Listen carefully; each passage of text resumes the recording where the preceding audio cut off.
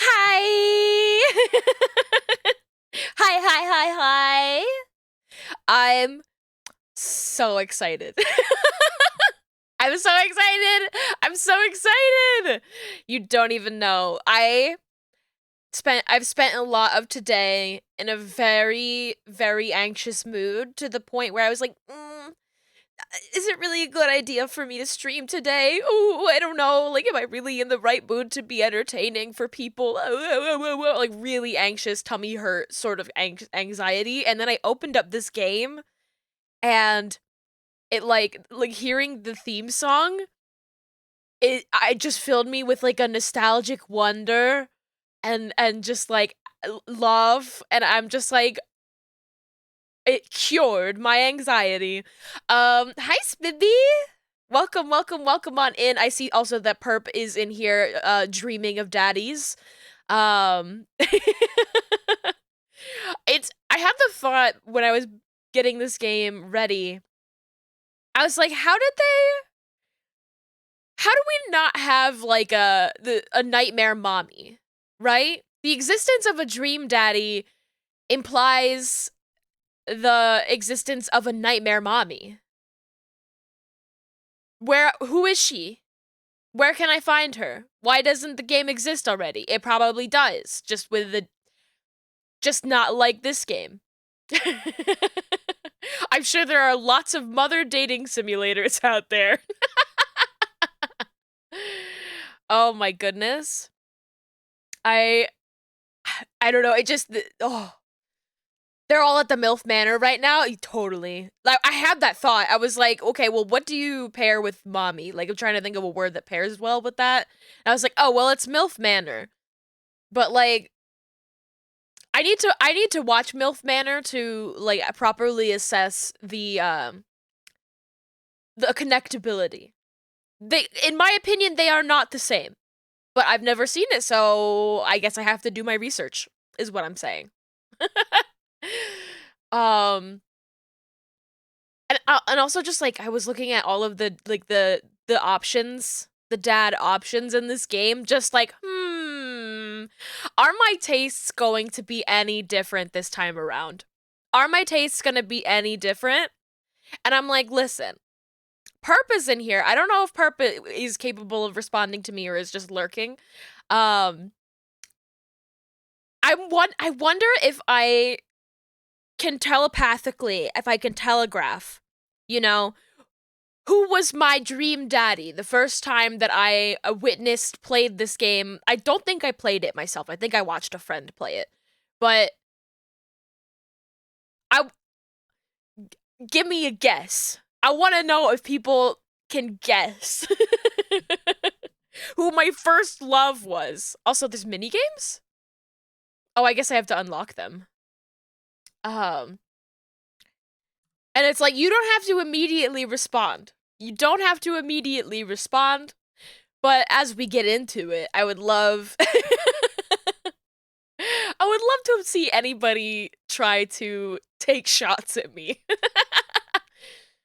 um Oh wait, also one more thing I want to say about this game before I get into just like reading everybody's dialogue and doing all of that.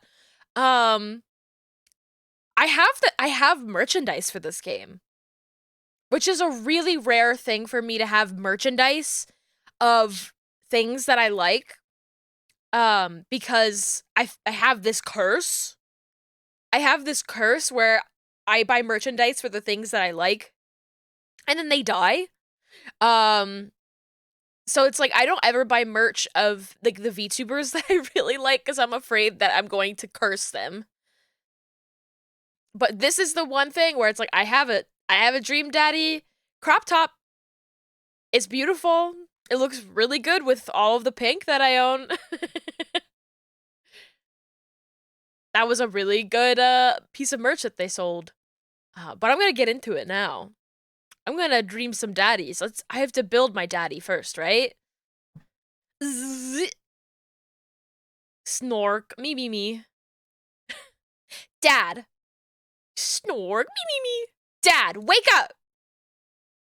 5 more minutes. You said that 5 minutes ago. And also 10 minutes ago. She's so cute. This design is so cute. I'm like, all of the designs in this game are really, really good, but like, the daughter is adorable. She's adorable. I finally open my eyes and sit up. I'm lying in the middle of the living room, spooning a moving box. I yawn and stretch. Morning, Manda Panda. Yikes, dad breath. Go brush your teeth.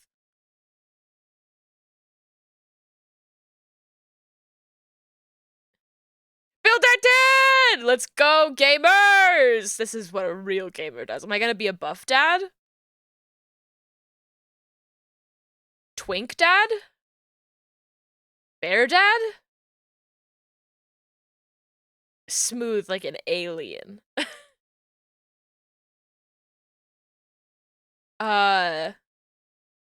White like a vampire. I would, if I could be bright pink, I would. If I could, I would. Oh!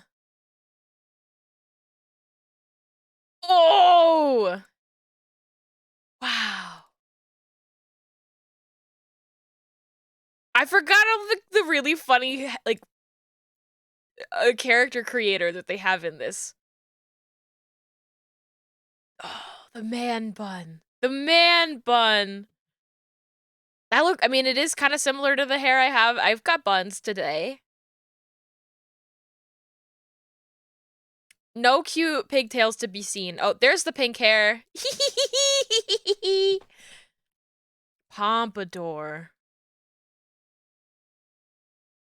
Wow! I love that hair. Oh. I think this was the hair that I picked when I played this game. Like, originally. How can I choose?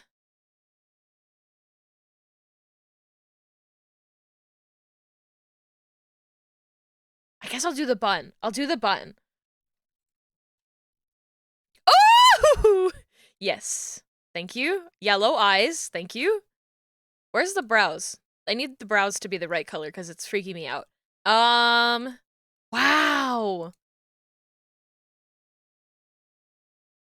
Yeah. It's gotta be the angry. Oh! I love that. I love that. Wow!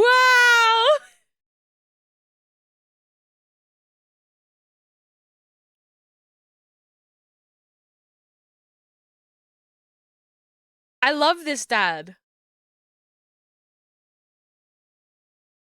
Who is he? This is my dad Sona, okay? This is my dad Sona.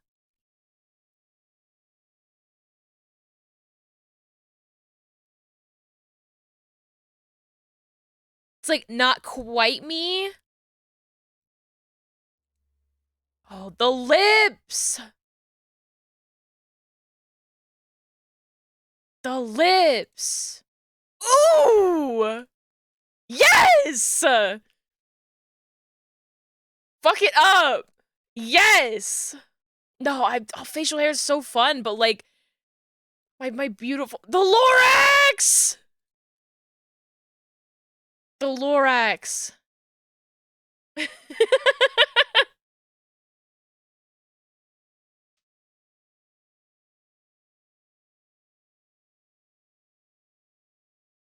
Oh, if it's gonna be anything, it has to be the Lorax, but do I want the Lorax? That's the question. To Lorax or not to Lorax? Oh, that's really cute too. Wow. Glasses? I love these glasses, but they cover up the beautiful eyebrows. Oh shit. Fuck it up. This dad right here builds stuff. You could tell by that they have these glasses. I love the glasses, but they cover up the beautiful face, the beautiful eyebrows.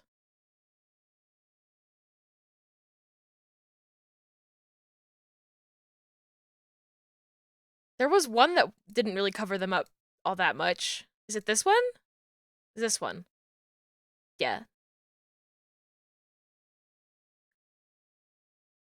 How does this one look like with the Lorax? Oh shit. Yes! Okay. You know what? Yeah. Oh, piercings though. On the mustache? Hell yeah. Oh, we'll do the earrings. We'll do the earrings.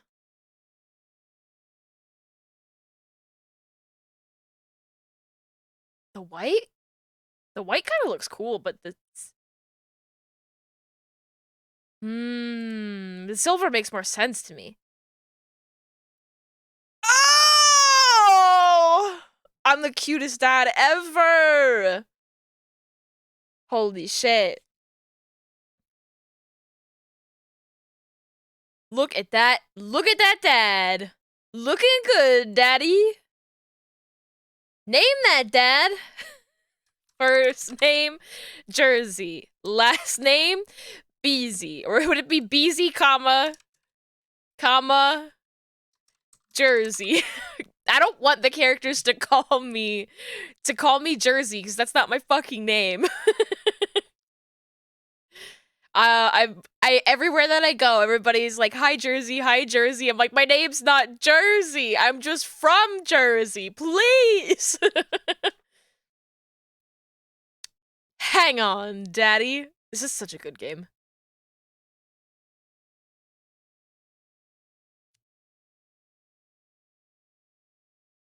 Did you fall asleep packing? I got most of it done, I think. Searching around the room, it looks like I did a pretty good job. Every box is sealed except for one. Oh, wait, straggler. What's in it? Looking into the box, I see a bunch of old photos and little photo albums. Oh, whoa, I haven't seen these in years. I pull out one of the dusty albums from the top of the pile and we begin looking through it. Oh! This is a good game. This is a good game. This alone makes this a good game. It's so cute. Sorry, excuse me. That's the coolest baby I've ever seen. Oh.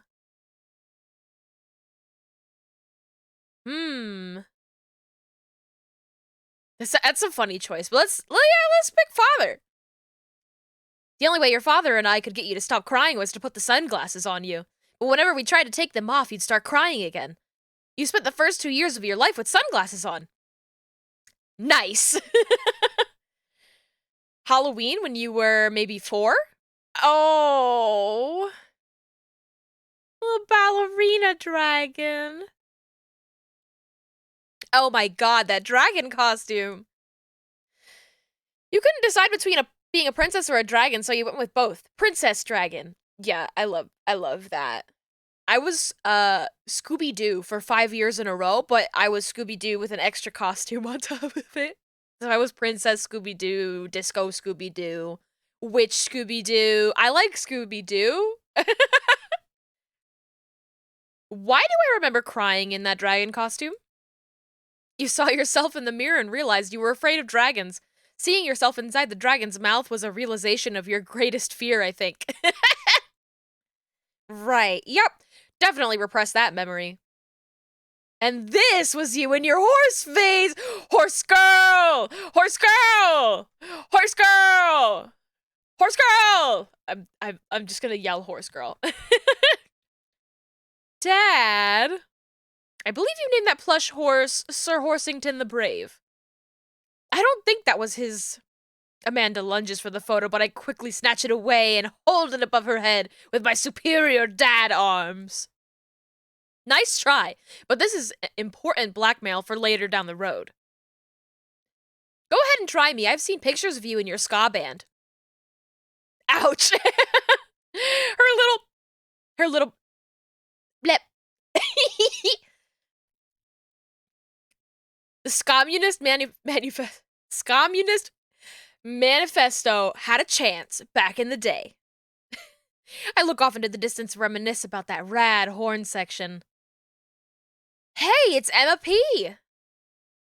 No, Dad, that's Emma R. I didn't meet Emma P until high school. Honey, I promise you wholeheartedly that I will never stop mixing those two up. Dad, Emma R has been my best friend since I was 7. Give it like a little bit of effort. Oh, right, Emma P was the one who tried to steal people's pooped their pants at the sleepover. Fired a flaming tennis ball at the police station, yeah. Lighter fluid tennis ball, tennis racket, right?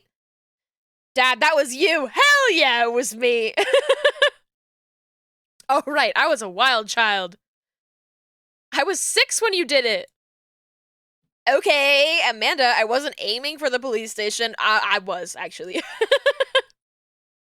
It just happened that there was a police station in the vicinity of where I wanted to hit a flaming tennis ball. Yeah, I remember you explaining that to the police. They didn't believe me either. Anyway, I gotta show this to Emma R later. She'll get a kick out of it. The first photography award you ever won. Yeah, and it got us a $20 gift card to McFriday's. And then you got food poisoning from the cheesy tostada blasts. I think you mean food poisoning, you know, with a Z. Dad. Still can't drive past McFriday's without gagging. Still proud of you, though. Amanda reaches deep down into the box and pulls out one last photo. Neither of us say a word. We stare at the photo for a long moment. Oh, baby. I finally decide to break the silence. Oh, this is the day we adopted you. It's kind of a funny story. The day we brought you home, we got into a car accident. It wasn't anything big, just a little fender bender in the parking lot. But of course I was freaking out, and the little old lady who crashed into us was freaking out, and I didn't know what to do. Oh, your father. Oh, man. He holds my hands and looks me directly in the eyes, the calmest I've ever seen him. He says, "It's okay. It's all gonna be okay." He was right, you know. I stare at the picture for longer, maybe too long. I miss him. I can't even imagine what it must be like for Amanda. She pats me on the back. Come on, Pops, we gotta finish packing. The moving van won't wait forever. You're right. Car! I love this car. Amanda and I pile into the car and take one last look at the old house.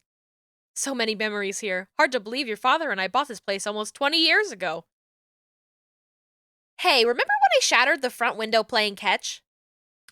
You always had very strong arms. Hey, remember when I shattered the other front window pretending to be a robot who breaks windows? You were a very imaginative child. Hey, remember when I broke the back window? We get it, Amanda. You break stuff. And there'll be plenty more stuff for me to break in the new place. Memories to make and stuff to break. You ready? We sit in silence for a moment. I watched my daughter grow up in this house. It will forever hold a place in my heart, but it stings a little bit to leave it behind. I'm ready. Moving van begins to pull away, and I get the car into position to follow it. I watch our old house, disappear into the rearview mirror. So what? So sell me on our cool new pad. I clear my throat and do the best cheesy announcer voice. Nestled in beautiful, scenic downtown Maple Bay, our new house features washer and dryer hookups. Honey, have you ever had dirty clothes? For most of my life, yes. Well, worry about that no longer, as our new place features machinations that will not only clean your clothes, but dry them directly thereafter. An upper-class luxury, I fear. The concept of clean clothes is no longer in the hands of the fat cats upstairs, sweetie. Anyway, it's also smaller than our last house.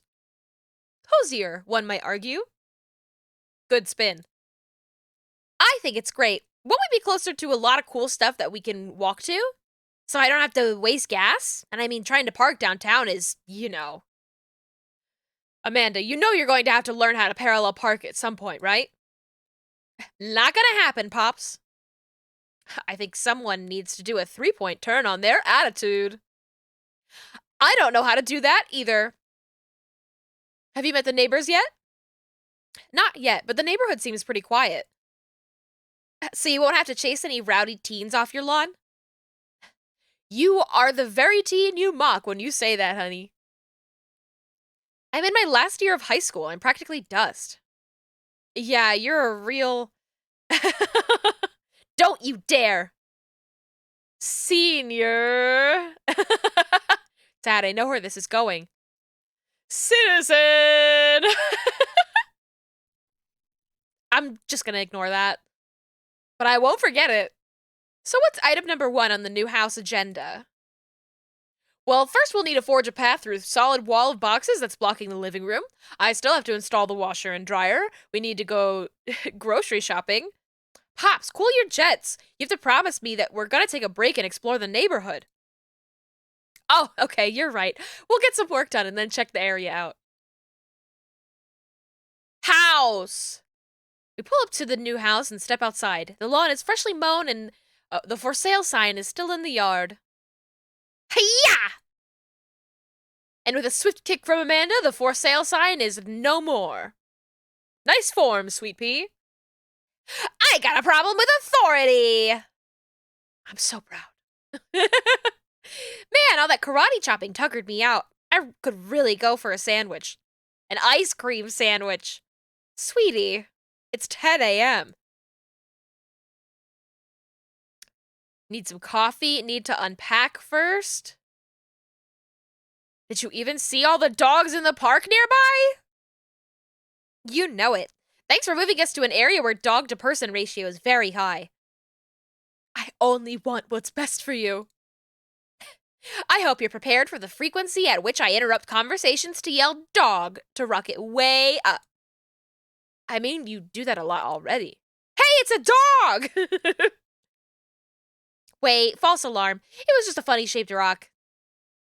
If you want to see real dogs so bad, let's go to that park around the corner. Park, park, park. Amanda and I begin a stroll through the neighborhood. I can't believe how beautiful it is outside. Kids are playing in the street, the flowers are in bloom, and the faint smell of a nearby barbecue drifts through the air. This place is nice. Too nice. I don't trust it. Good eye, honey. You can never be too careful. See that baby in the stroller over there? Government operative. We're on to you, baby. We walk for a while and eventually end up at a small park. Toddlers chase each other through the playground, and dogs of all shapes and sizes romp through the grass. It's pretty crowded, but Amanda spots a nice empty bench. We start to make our way over to it when... Head up! Ouch. Frisbee suddenly hits me in the face. Woof. Corgi! A corgi with a neat plaid handkerchief tied around its neck bounds up to me, wagging its tail. I like your necktie. Woof. He runs around in a circle and nudges my leg with his nose. Oh God, this is the cutest dog. Pet the dog. Where do I pet the dog? Head rubs. He seems to love a good head rub. All smiles here. You definitely could have caught that. Hello, sir? Don't be an asshole. You fucking hit me.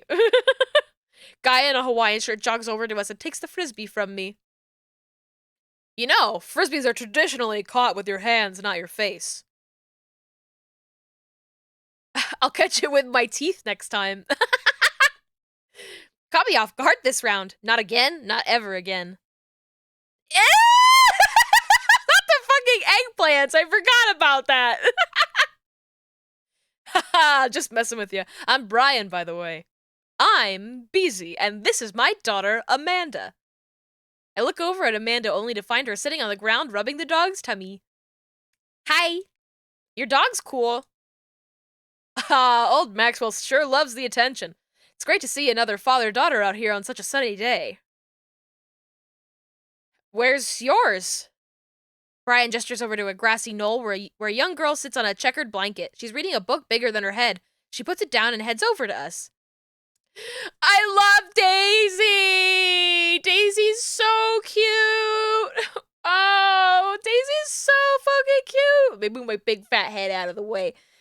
Look at her! Look at her, she's so cute. I can't. This is Daisy. She's reading the Brothers Karamazov. Her teacher tells me that she has the reading comprehension skills of a high schooler. How old is she? 10. She's a precocious little youngster. This guy is fucking bragging about his kid. Well, my kid is older than yours. Whoa. My natural dad instinct kicks in. I must brag about my child's accomplishments. Yes. Oh no, it's happening. No!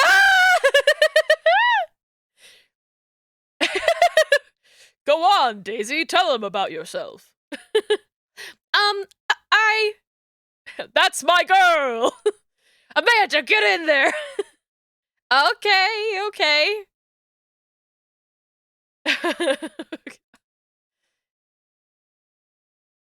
I can't switch daughters. Amanda is my only daughter. Shit. Brag. Amanda here just recently won a local photography award. Wow, congratulations! Daisy actually just won a statewide poetry contest. Oh!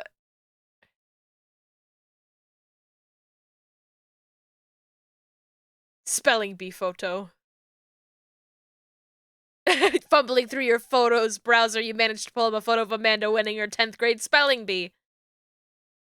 Wow, congratulations, Amanda. Daisy is getting prepped for her annual spelling bee right now. Hopefully this will be your 3rd win in a row! I hate this man.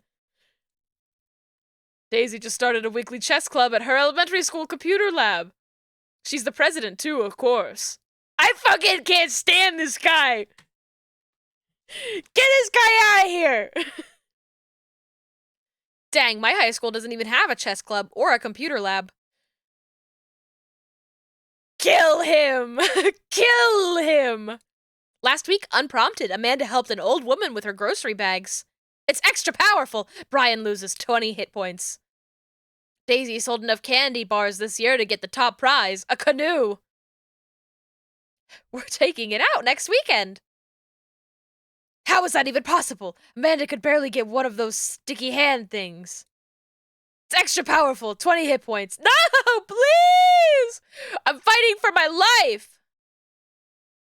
With a flourish, you produce a band-aid from your pocket and take a knee and start to apply it to Amanda's arm. What are you doing, Dad?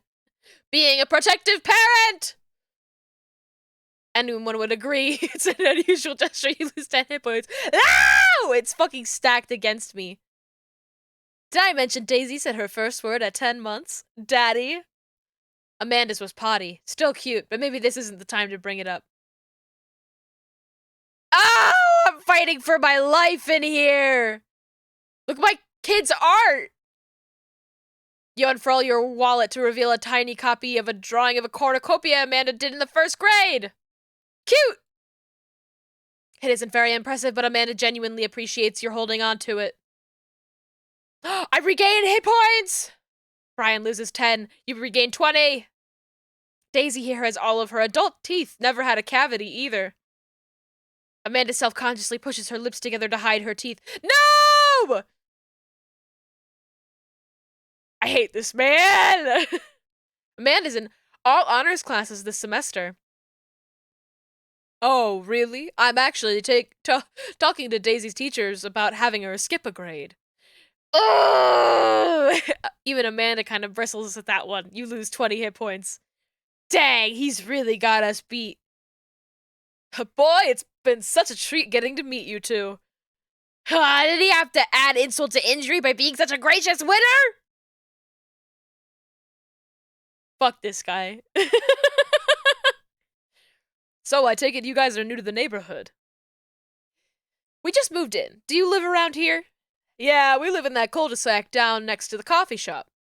What a coincidence. That's where we live, too. Small world. Yeah, Daisy and I are in that little ranch-style house on the corner. I know that house. It's just like ours, but slightly bigger and better landscaped. Does this guy have to outdo me at everything? Fuck him? I mean, maybe. I mean, maybe. What a lovely place. Well, I don't want to take up any more of your time. Really nice meeting you guys. You'll have to stop by at some point. Yeah, definitely. Bye! Brian and Daisy walk further into the park with Maxwell happily trotting along in tow. Do you get the feeling that he was trying to one-up us? Trying and succeeding. I can't believe that kid's only 10. What was I even doing at her age? I believe you had a bit of a thing for horses? Shame that didn't pan out. Could have majored in comparative horse studies. It's not too late to minor in horse creative writing. Too close to the truth, Dad. Let us never again speak of the fantastic adventures of Sir Horsington the Brave, an epic in 7 parts by Amanda Jersey. Oh yeah, that's my name. I'm so sorry I made your last name Jersey, Amanda. My dad is so good. Isn't he really good? I made him so cute. We laugh off the horse epic and walk around the park a bit more, enjoying the day. Let's go to the coffee shop. I gotta get my hands on a nice hot cup of the old bean juice or I'm gonna be useless all day. I think we passed a coffee shop on the way here. Maybe we could check that out. Let's do it. Oh, you were making Dinny and you missed my creation. I'm very proud of how it came out. We walk down the street to the Coffee Spoon, a cute little place on the corner. Those are shirts. That's not coffee in there. Those are shirts. Those are shirts. Man, this is such a convenient walking distance from our place. Oh, this is a shirt store. This is the coffee place, I'm assuming, behind, where it says open. I'm like, I don't get it. This doesn't look like a coffee place at all. Drink your shirts. I mean, I guess. What's wrong? Why would I go somewhere else and drink coffee on a couch when I could just drink better coffee at home on my own couch and not have to make awkward eye contact with other people? Oh, this guy gets it. At least when I'm home, some random guy isn't gonna come up and sit on the recliner next to me and I won't feel like a little weird about it because technically he's not sitting at my table, but he is very much within my personal zone. Dad! And what's the etiquette when you have a dirty mug? Is there a bin? Do you go set it up on the counter because you don't know where else to put it? Or do you leave it there and feel your face flush hot with shame as you consider the possibility that there is in fact a bin somewhere just out of sight, and now you're that jerk who left their mug? Dad! Are you just afraid to meet new people? Yes, Amanda! We walk inside.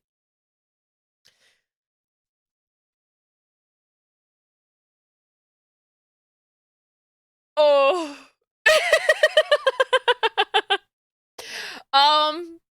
Hi. The inside of the coffee shop is incredibly warm and inviting. Vinyl records line the walls and patrons lounge around on well-worn-in couches. Some cool tunes spin on a record player next to a little stage. Welcome to the Coffee Spoon, guys. How's it going? Oh, I should drink my water, thank you.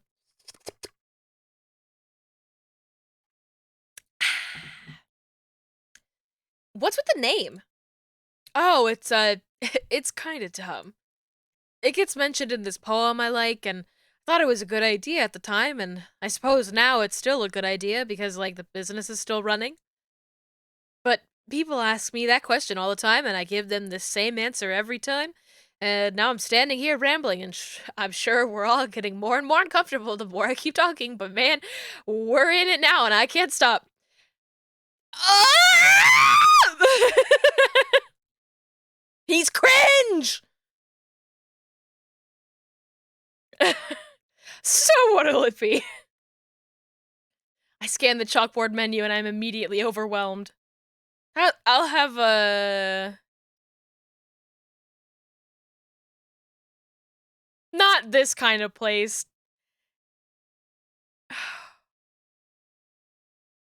Oh, I'm not even gonna say it out loud. I'm getting a chai.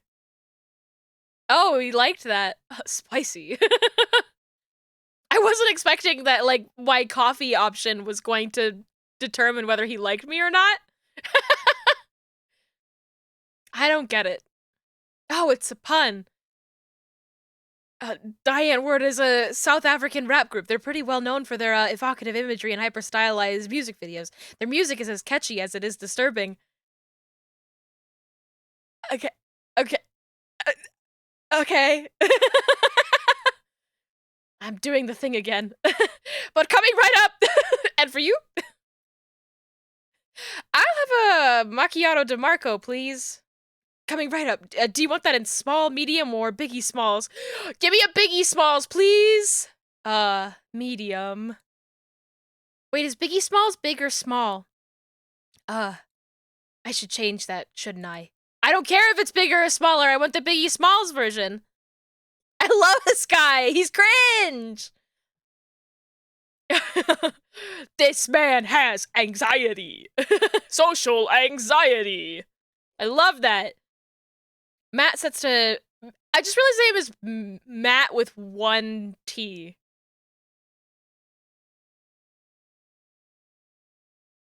I didn't... Okay. Matt sets to making our drinks, and Amanda and I take a seat on one of the couches. What's his deal? Let the man make his puns. They're cooler bands than you listen to anyway. Hey! Hey! Ska was cool once. This couch is actually pretty comfy. Maybe not comfier than our couch, but it's alright. Good lumbar support. You sink right into it. Okay, it's comfier than our couch. Amanda nudges me. This place is right next to our house, and that guy seems not only cool, but also just as uncomfortable with talking to other people as you are. You should totally become friends with him. I don't know. Come on, what did we say about meeting new people? I can't meet new people if I always stay inside, and also don't go outside, and also don't talk to people. See? We're making progress. Shut up, Amanda, okay?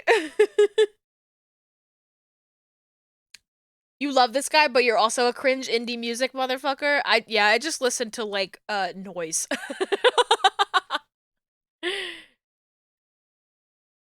Matt sets our drinks down at our table, and I immediately burn the roof of my mouth. Good one. Hi, we're new in the neighborhood. I'm Amanda, and this is my dad, Beezy. Oh, right on. Pleased to meet you both. You ought to come by when my daughter's hanging around the shop. You two might get along. Yeah, I'm sure will maybe come in from time to time. Amanda kicks my leg from under the table. I'm sure we'll be in here a lot. You know what? Let me get your guys' opinion on something. Matt goes into the back and comes out with a fresh plate of something that smells amazing. Don't tell me he makes this food too. Don't tell me he also makes the food. Oh, what a man! I'm working on a new banana bread recipe and I need help coming up with a name for it. Oh my god. Well, I think we're gonna have to taste test it first so we can get a full flavor profile, really appreciate the flavor sensations of... Amanda nods vigorously. She knows this game. Yeah, we need to give that Nana bread a taste if you want us doing free creative labor. I think that would be commensurate with, I've taught her well. We've trained for this day. So funny when you tell people you listen to obscure indie music and they're like, oh, who? And you're like, trust me, you will not know them. They got 30 listeners on Spotify and they want to hear it anyway. They're like, oh yeah, I have no idea what any of those bands are.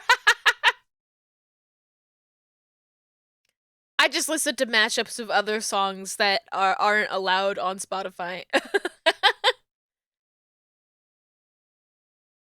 I was just gonna give you guys free banana bread anyway. Right! Yes, that! Matt serves us each a piece. Amanda and I happily chow down. This is amazing!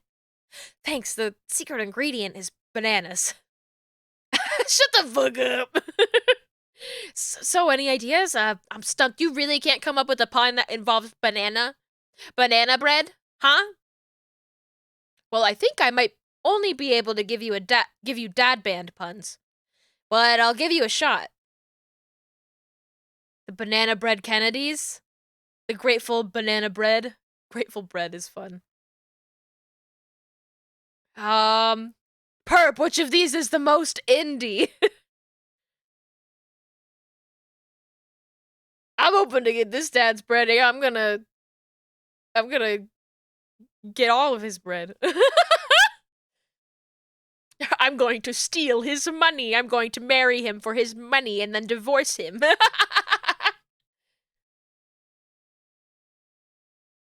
I recognize these two dad bands. I'm gonna go with this one. Wow, he loved it.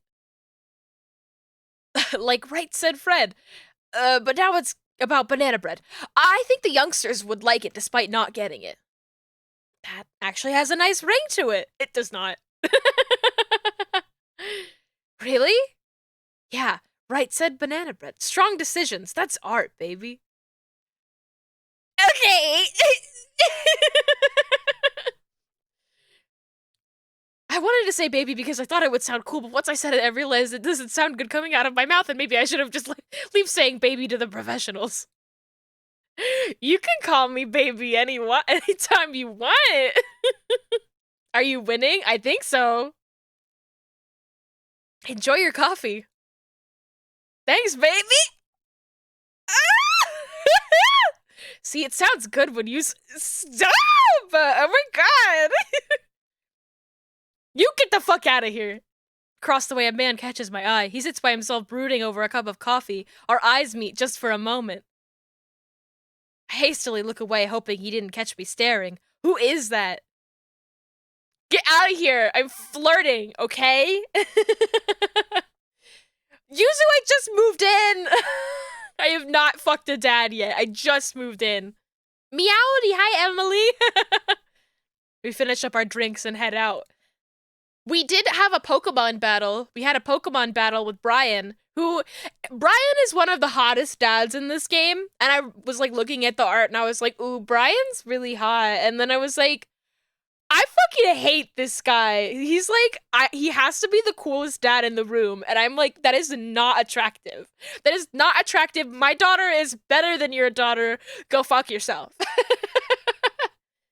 Which dad am I gonna fuck? I don't know. Matt is looking like a strong contender because he's cringe and he has social anxiety, and I like that in a man.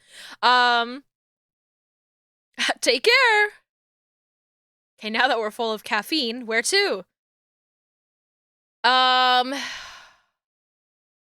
Let's start unpacking. I got a lot on my plate right now. Did you know that moving is one of the biggest sources of stress for adults? Is it right behind the constant fear that you smell bad and everyone's too polite to tell you? This game is too real. Probably. Do I smell bad? Amanda gives me a whiff. You're fine, Pops. Let's go home.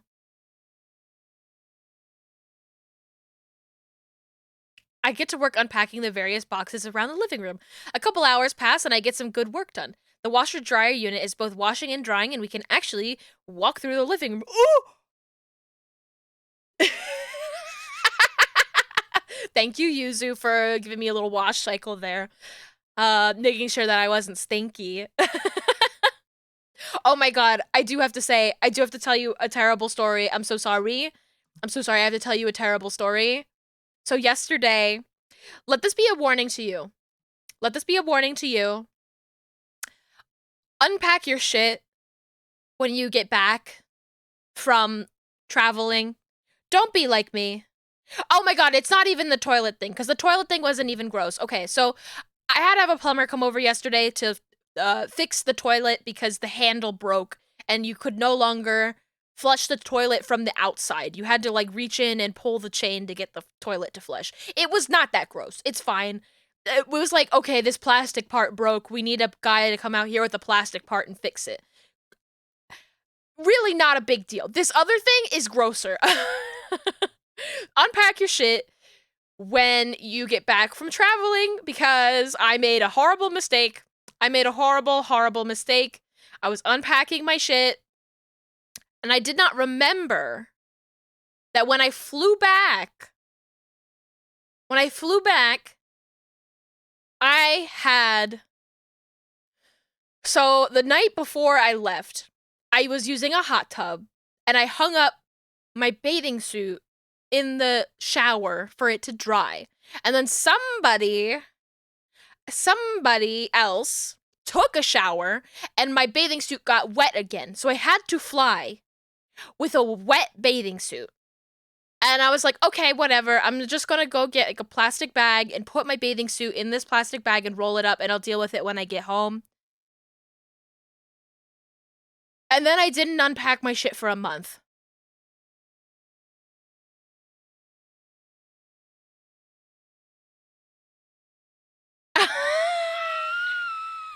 I opened up that swimsuit, and the fucking horror on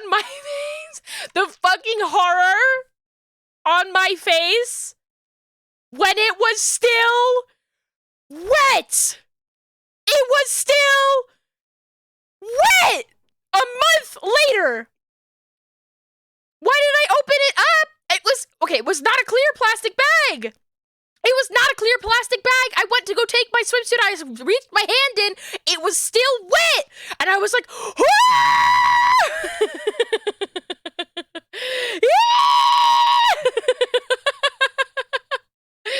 horror! Oh my god. And so I immediately was like, oh my god. I was so upset because I was like, this is my favorite fucking bathing suit. This is my favorite bathing suit. It did not look bad. It did not look bad. It wasn't like covered in like gross mildew or whatever. It smelled like mildew. It smelled disgusting. But I did just I gave it a really like a hand wash, a very intense hand wash. And then I wrung it out to dry, and I'm also going to put it through the washer on its own again. And then everything's gonna be fine. Smile. But let that be a lesson to you. Unpack your shit when you get home. Everything's okay. Everything's fine. Am I gonna wear it again? I mean, probably. It's not gross. Like, it's not gross anymore. I need it to be sanitized, right? I need to fucking sanitize this thing. If it was like a cotton shirt, you know, like if it was a shirt that like was just like gross and mildewy and disgusting, I would have thrown it out. I took these things out, and they did not like look moldy, they did not look discolored, they did not like look bad. They were simply like it was a bathing suit that had been wet for a really, really long time. I think it's safe to wear as long as I wash it properly, right? Right? I don't know. Somebody tell me that. No, I shouldn't. It's a really cute bathing suit. It's really cute. It makes my boobs look so good. You have no idea. It would be forever staying in your memory, even if I 100% cleaned it. Well.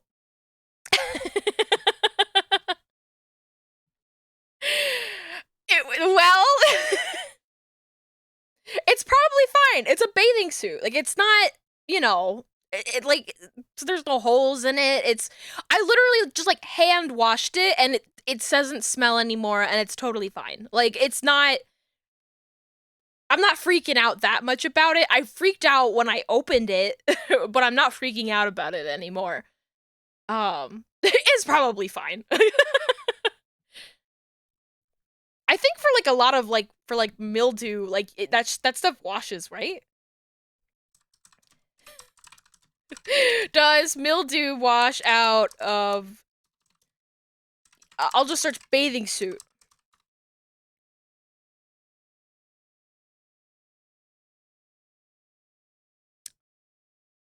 Yeah, I can do some like vinegar stuff too to make sure that it's all good too. I'll do some funny stuff. I'll make it nice. Don't worry about it. Just, don't be like me. Don't ruin your clothes. And just like, take care of your shit. Anyways, that's my story. That was what I did yesterday. If it was actually bad, it would have physically destroyed the swimsuit. Like, that's what I'm saying. Like, if there was, like, any kind of, like, discoloration or holes or anything like that, I would be way more concerned.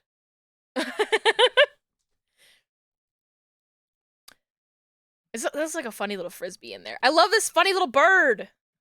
Okay, where was I? I get to work unpacking the various boxes around the living room. A couple hours pass and I get some good work done. The washer-dryer unit is both washing and drying, and we can actually walk through the living room without tripping over boxes. Look at these little boots! First visitor already? I walk over to the door and open it. Hello! This guy scares me. This guy scares me. I find him really scary. Not because of the thing that everybody freaked out about when this game came out, but just because, like, he just, like, screams gay Republican to me, and I don't. He scares me. Get out of here, ugly. I mean, he's, like, handsome, but he's just, like, he scares me. It's like log cabin Republican out here. I can't.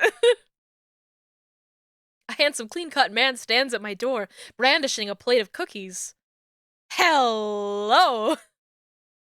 Oh, where are my manners? My name is Joseph, and I'm your next-door neighbor. Oh, yes, hi, I'm Beezy. That's what my name is. I saw the moving van and thought I'd bring over some cookies. My daughter Christy wanted me to let you know she baked them herself. So true. All the men in this game are hot, but this exudes rancid vibes. Yeah. Yeah. Joseph leans in and whispers. I don't know if I would ever date a Joseph. Like, I don't know. I'd date a Joe, but not somebody who actually goes by Joseph. He seems like he would go to Chick-fil-A and would call you a slur. And then be like, I can say that because I'm gay. It's like, no, when you say it, it's actually not good. Yuzu! Yuzu! I'm timing you out. Time you out. How I time you out? Where was he January 6th? His Twitter presence was very quiet on January 6th. Yuzu, you're safe because I don't know how to time people out from this screen. I've never had to do anything but ban people before. You're so right about the January 6th. Oh my god.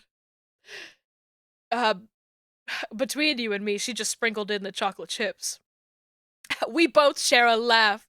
Kids, right? Yuzu!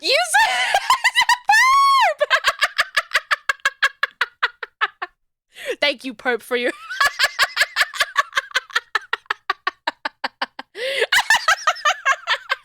Making me feel mad with power in here. Yes!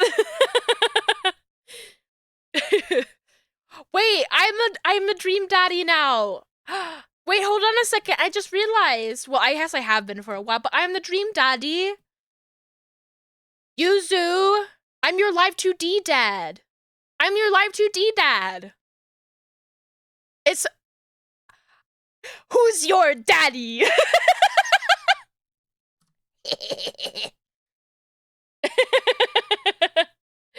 Just, like, realizing that now.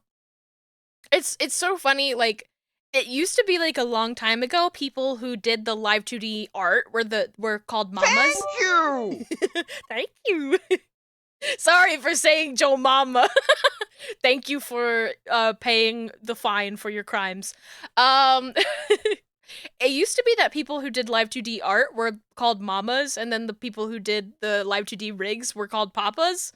But just like with like just everybody gendering around, it's like, oh, well, people will just use whatever like parent term that people prefer, I guess.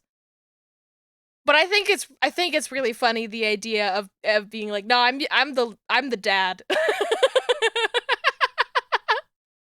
I'm the dad here. We both share a laugh, kids, right? Wow, cookies, huh? So nice to meet you. Joseph hands her the plate of cookies with a smile. Well, thanks for the cookies. Yeah, she has the right idea. She just takes the food and runs. Amanda, come. And she's gone. That's my daughter. Her name's Amanda. She's a charmer. Baba. Baba is you. Daughters are tough. Sons are also tough. And children in general are just tough. Not for me. Coward. I hear that. I mean, there'd have to be something wrong with you to try to raise more than 2. I have 4 kids. Father apologies. What have you done? Oh, I meant, don't worry, you didn't mean to be rude. Oh no, this is the first neighbor I've met. My social life is already in a tailspin. I wonder if it's too late to move again. Yeah, okay. Is the missus around? Mister, actually, and, no, not anymore. He died. We're just like, I just like wiped the egg off of my face and like put it into a little snowball and like threw it right back at him. Oh. Uh, I'm sorry for your loss. No, it's alright. Wow, this is uncomfortable. We stand there quietly for a moment, acutely aware of how awkward we both made things. Sorry, can you, close the door real quick? I look at Joseph quizzically but comply. After a second, I hear a knock on the door. Opening it, I see Joseph standing there with a huge smile. Hey, I'm your new neighbor, Joseph. I promised to not talk to you about your dead spouse this time. I'm throwing a barbecue for the cul-de-sac, and I'd love for you to come by and meet the rest of the neighbors in our community. What do you say, pal? That sounds great. My daughter Amanda and I would love to stop by. 4 kids, another red flag. Oh my gosh. Also, 4 kids is a perfectly normal amount of children to have. I'm just like shaking my head no as I say. We shake hands, seal the deal. Well, neighbor, I'll see you at 3 p.m. sharp on Saturday. Sure thing, neighbor. Joseph starts walking away, but stops to think for a second and turns around. Hey, in all seriousness, raising a kid on your own can't be easy. If you ever need to talk about stuff, I'm the youth minister at church down the street. No, I won't be there. I don't know. I wouldn't really consider myself a youth. You look pretty young to me, but suit yourself. Get out of here. Get out of here. He seemed nice. Amanda walks back into the living room, crumbs on her face and cookie in hand. That was the smoothest recover I've ever seen. I should be taking notes. See, you're already fitting in great. Where'd those cookies go? You were the 3rd of 4 children. Your dad is terrible, so tracks. Yeah, I have eldest daughter syndrome, so they're gone. I'm sorry. If it makes you feel any better, they weren't very good. This guy fucking sucks at making cookies. 4 siblings, middle of 5. Wow! Wow! I'm the oldest of 3. I was the babysitter sister. Very fun. I got to enjoy all of the cute little, like, girly cartoons that they, like, you know, got, like, 10 years later than me. So I actually enjoyed My Little Pony from, like, a completely normal perspective. Smile. I'm an only kid, can you tell? Yes. Sorry, yes. Your siblings and you are so close in age that no one ended up a babysitter. Yeah, I am pretty far apart in age to my sisters, so it was very easy to be like, okay, we're heading out. Keep an eye out. And then I did babysitting for like other people too, so All of the cookies were bad and she ate them all. So sad. So you ate all of them anyway? I guess that makes it break time. Any ideas? I don't want to give him his plate back. I want to take a nap. I think we get a ton of good neighbor points if we bring this back. No, what you have to do, sir, is you have to make another baked good. You can't give the plate back empty. Okay? That's not how this works. You have to make more food and then bring it back. That's how it works. That's how the exchange goes. We're gonna be the best neighbors in this whole cul-de-sac. We're gonna kick all the other neighbors' butts. With kindness. Amanda and I step outside. Shoot, I'm actually not sure which house is his. I'd hazard a guess it's the big one with all of the well-groomed blonde children sitting in the yard. Good eye, kid. And remember, we need to make a positive first impression here. Keep it light. We walk up to the kids and wave. Hey, guys, is your dad around? They're scary. They're scary. I'm beautiful? Aren't I beautiful? Look how cute, right? I made such a good dad. Dad BZ is very, very handsome.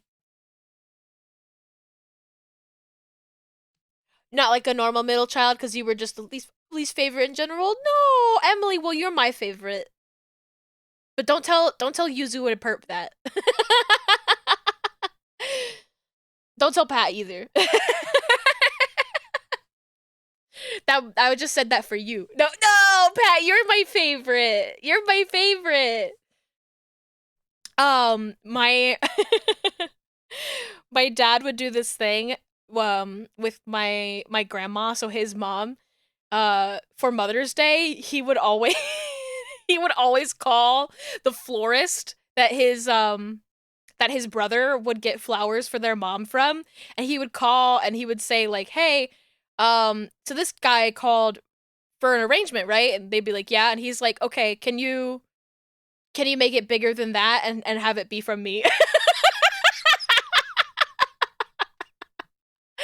Like, just to fucking be like a little one-upper and just be like, "Yeah, I want to make sure that I get the best present for my mommy." I want to be the favorite.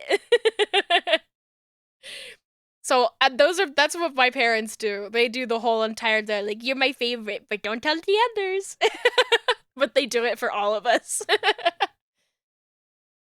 BZ, I did hear what you said. Am I your favorite? Yeah, Yuzu, you're my favorite. You're my favorite, Yuzu.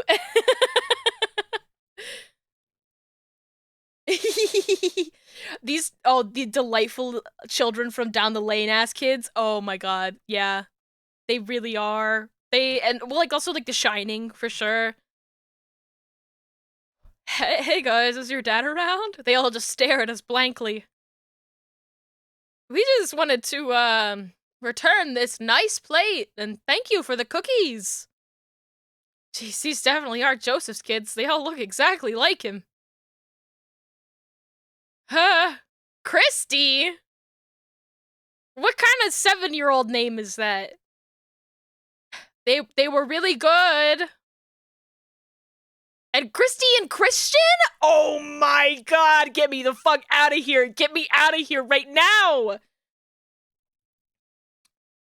Juno says the favorite child in the household growing up was the dog. Okay, but like for real, when I was with my parents in Vieques, my mother was babying the dog in a way that I was like, she never treated any of us like that. Like, it's like she never babied us like that. And I grew up not being able to cross the street by myself. And the dog? Whoa.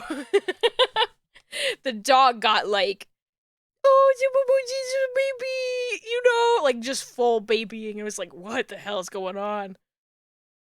She respected us too much, yeah. I mean, I wasn't like upset that she didn't baby us like that, but it was still like, this is weird. It's Time to move again. Yeah, these people are scary.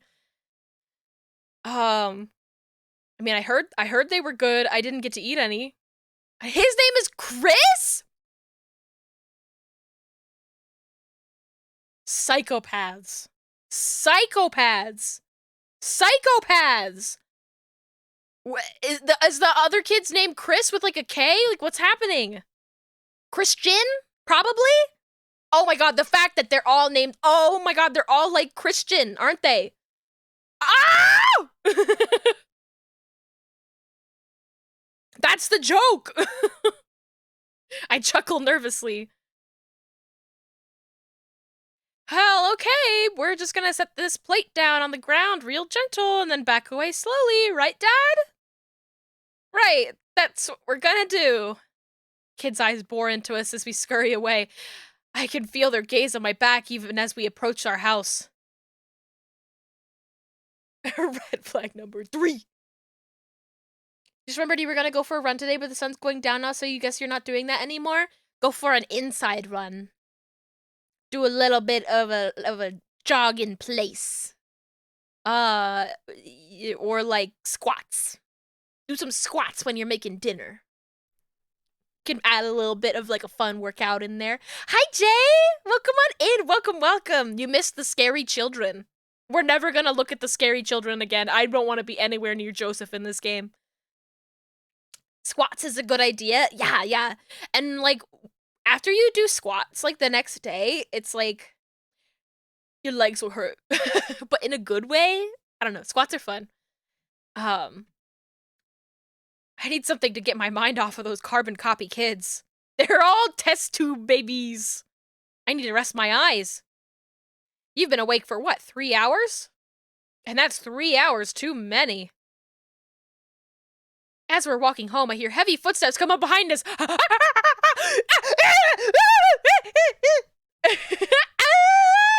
Just in time for my favorite, or at least my original favorite.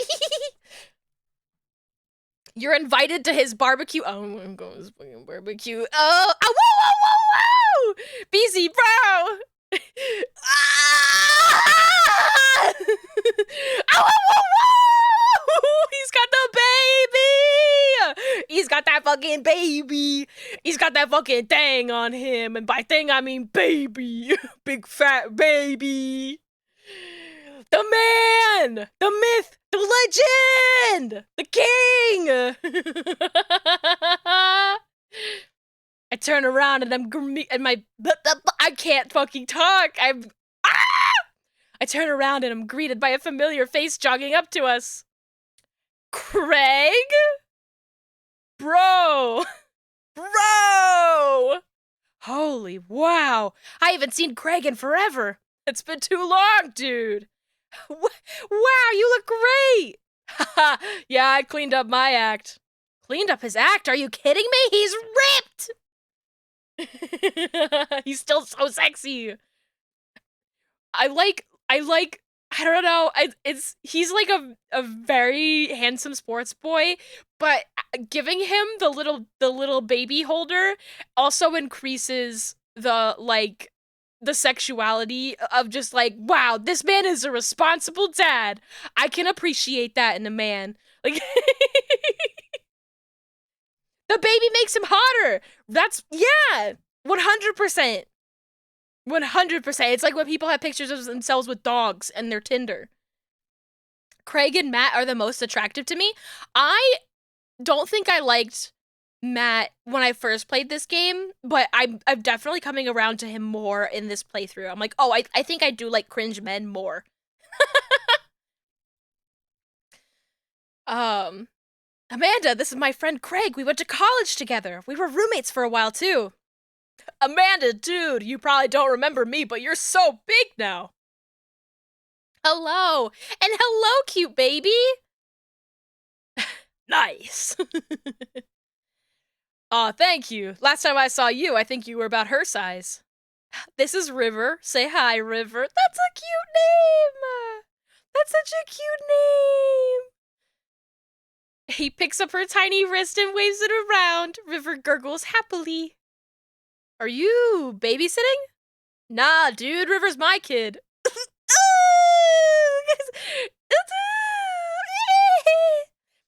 The like the little this little like cheek line is everything. It's so cute. Like the indicator of big cheeks, you know? River's my kid. Man, it has been a long time. Feels like 1 minute we're rolling up to exams with bad hangovers, and the next we're both fathers. Where you been, man? Oh yeah, you can't see my mouse. Hold on, maybe I should just, for this game, I should just have it. Game, properties, capture cursor. This is what I'm talking about. Wait, no, it's not, it's still not working. Hello? It should be capturing the cursor. Oh, maybe because I have to click into the game? There it is! This line right here, that's everything. This is everything. Thank you for the clip, Pat. Here, have a Sprite Cranberry. You don't find real babies cute, but River is? I don't, like, River is, like, a very specific kind of baby. There are ugly babies, and then there are, like, big, fat, cute babies. I think that, like, really fat babies are really cute, but I have to say that there are definitely some babies out there where I'm like, whoa, that's an ugly baby. That's a fat baby. Yeah. Where was I at this? Well, I was working out in California, and I just relocated the business back to Maple Bay. No kidding! Amanda and I just moved to this side of town. How's Smashley doing? I mean Ashley. Ashley's her name. She actually still goes by Smashley, and, we got divorced last year. Oh. Dude, I'm so sorry. It's old news. We take turns taking care of River and the twins. It's all copacetic. Twins! You have 3 kids? Ain't life something, bro, right? Keg Stand Craig is a father of 3? You gotta put that baby in the round pumpkin costume for Halloween. Divorce, the crowd goes wild. Woo! Divorced arc. Keg Stand Craig? Oh. Oh, the baby's blowing a little bubble. Yeah, it was my old college nickname. He got it because he did a lot of keg stands. It's that thing where you handstand on a keg and then drink from the keg. Right. He was very good at it. Bro, I hate to be that guy, but I'm in the middle of my daily jog, and I really gotta keep up my heart rate. Brought River along for, you know, resistance training. Oh my god! You jog daily? I jog yearly.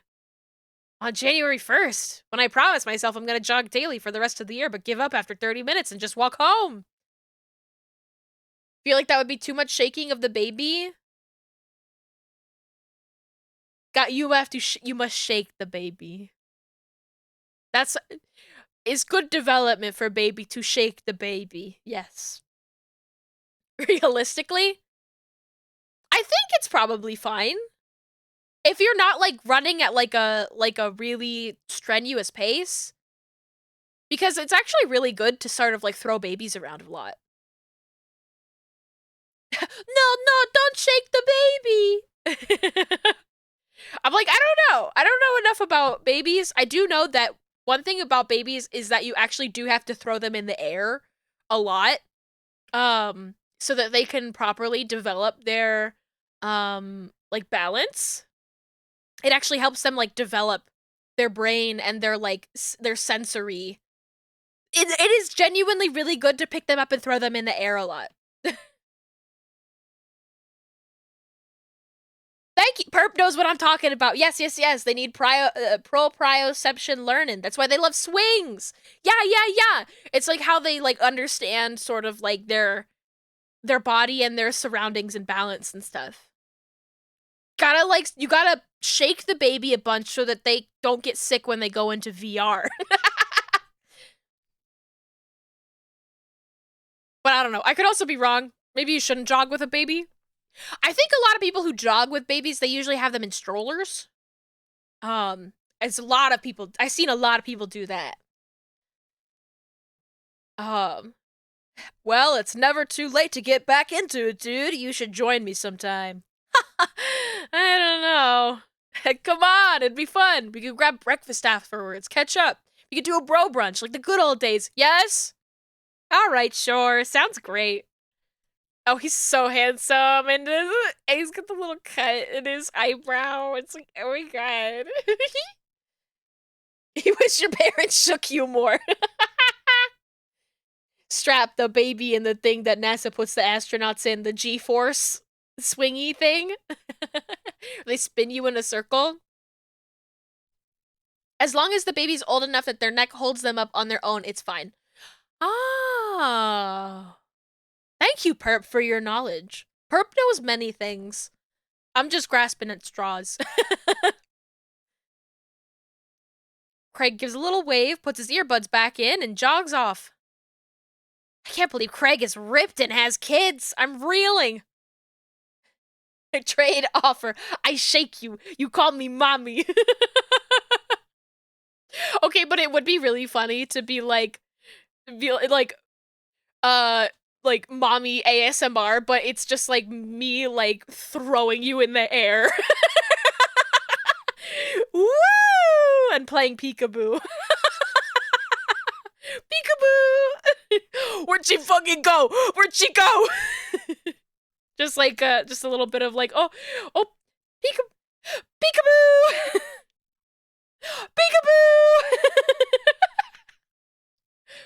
Where'd she go? Where'd she go? Where did I go? Where? Peekaboo! I turned the wrong way. This way. This way. Where's Beezy? Where'd she go? She died! Peekaboo! Oh, that'd be... That would be good. Ooh, ah. Isn't Craig one of the two guys that you can actually fuck in this game? Maybe? I didn't... Can you not fuck all of them? Just like... Everything's off screen. Just like use your imagination or go read a fan fiction. Non-canon. Some of these men aren't whores? Wow, Ant with Bindle picture. I'll have to make a note to make that an emote. Make that an emote.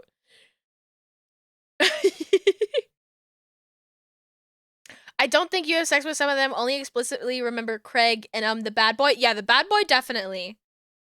The bad boy, I definitely remember that. And I don't think you can do anything funny with the Christian man. The Christian man, I think, is more of an arc of like him coming to terms that he's attracted to men, right? More than any and enjoying Margaritaville. That's all I remember. In Jimmy Buffett, bonding over Jimmy Buffett. I'm gonna take a sip of my water and continue.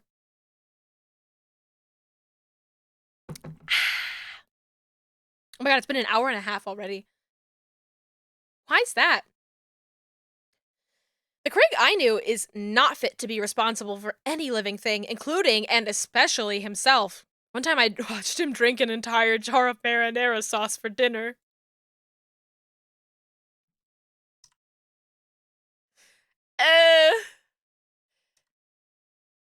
Amanda, he opened up a new jar of marinara sauce and then he drank it like it was a thing that normal people do. It was unholy. And then I asked him what the hell he was doing, and he said, and I quote, "It's basically a smoothie, bro."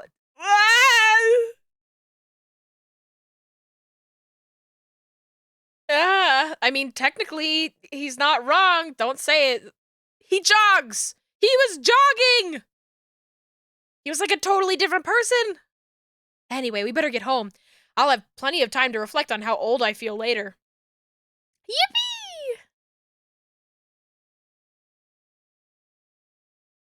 Yippee! Horse. Amanda and I flop down on the couch. Amanda has to shove some empty boxes out of the way before she can sit. Too bad we're going to be putting my stuff right back into these boxes in a few months. No, don't say that. Dad, it's going to be okay. I'll be fine. I know. It's just, you're my little girl. It's going to be weird not having you around. I'll come visit. I'll text you every day, and I'll take lots of pictures. I mean, obviously, I'm a photography major. Oh, she would be a photography major. You promise? Of course. Are you gonna be okay by your lonesome? No? Oh, come on. I'll be fine. I'll get a dog or something. A dog! Forget art school. I'll stay for the dog. Is that what it's gonna take? Medium-sized dog, handkerchief around the neck, I get to name it. That's what it'll cost for me to give up on my dreams. I'm a woman of simple wants and needs. Well, a dog is a lot cheaper than college. Amanda laughs. Suddenly, a pile of envelopes slides through the mail slot. Speaking of college, Amanda darts over to the envelopes and starts shuffling through them. She pulls one out and throws the rest back on the floor. This is from McGowan College of Art and Design. Open it. But I'm scared. It's just an envelope. Yeah, it's just like my entire future. Not a big deal. She takes a deep breath and rips the letter open with her teeth. We have a letter opener, but okay. I hold my breath while Amanda's eyes dart back and forth, scanning the letter. What does it say? The admissions committee has reviewed your application, blah, blah, blah. Her face drops.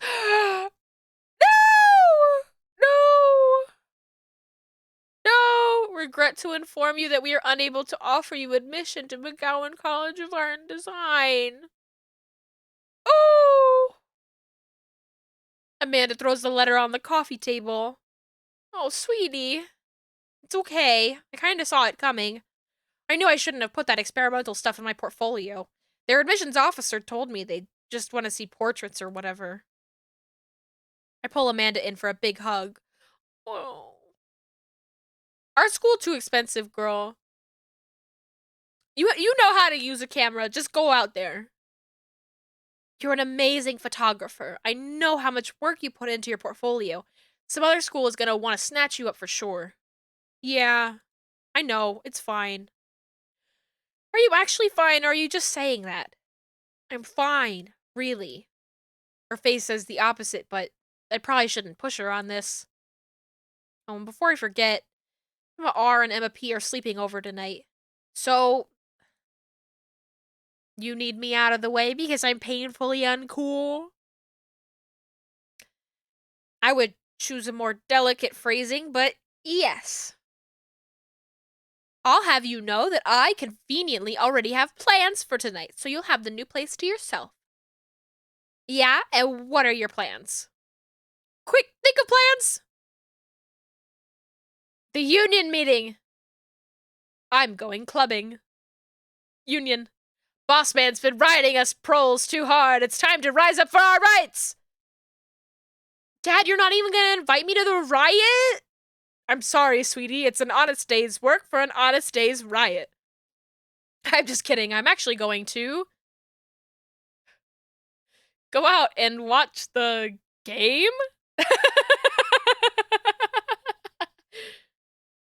Nice. Which game? You know, the game. The one that's on tonight. The game on TV somewhere other than here. Okay, cool. While you do that, I'm gonna go do drugs and commit some light arson with the Emmas. I'm concerned you're hanging with the wrong crowd. Amanda shrugs. I would have expected you guys to be up to white-collar crime by this point. Maybe money laundering at the least? I'm a street rat, Pops! You're kidding about doing drugs and crime, right? Yes, Dad. Just making sure. I give her a pat on the head. Have fun with your sports. Are you being sarcastic? No, making fun of sports is played out. It's true. Go to the sports ball. Just lost the game. Yuzu, don't make me time you out again. I do some light cleaning around the house and decide to clear out right before Amanda's friends arrive. Before I leave, Amanda stops me. Hey, don't forget that you have that meeting with my English teacher tomorrow. Oh, right, Mr. Vega? Yep, totally remembered. I'll be there. It's rude to ask people about their mysterious hand tattoos. Oh, I guess I really didn't think this plan through. I'm not entirely sure where the closest bar is, and Amanda still hasn't shown me how to use the GPS on my phone, so I'm just gonna pick a direction and walk in it. Let's go this way. Cool. Okay, we're marching. We're marching in the direction of the game. Any game, really. In the distance, could it be Jim and Kim's? A big burned out neon sign hangs above a tiny dive bar. Jim and Kim's, huh? Alright, it'll do. Bar is small and dimly lit. This is like just the bar from Always Sunny. The crack of pool balls sounds in the back as patrons laugh and joke. A string of multicolored Christmas lights hover above the bartender. I can't tell if he's Jim or Kim. I pull up a seat at the bar. What'll it be? 1 beer, please. Jim and Kim's like Better Call Saul. Sure thing, boss. Bartender slides me an ice cold beer. I take a sip and enjoy the refreshing taste. Say, are you Jim or Kim? I'm Neil. Oh! I awkwardly turn my attention to the game, which is playing on one of the TVs on the wall. As luck would have it, my team of preference is not only playing, but is currently in the lead, which is always a good thing.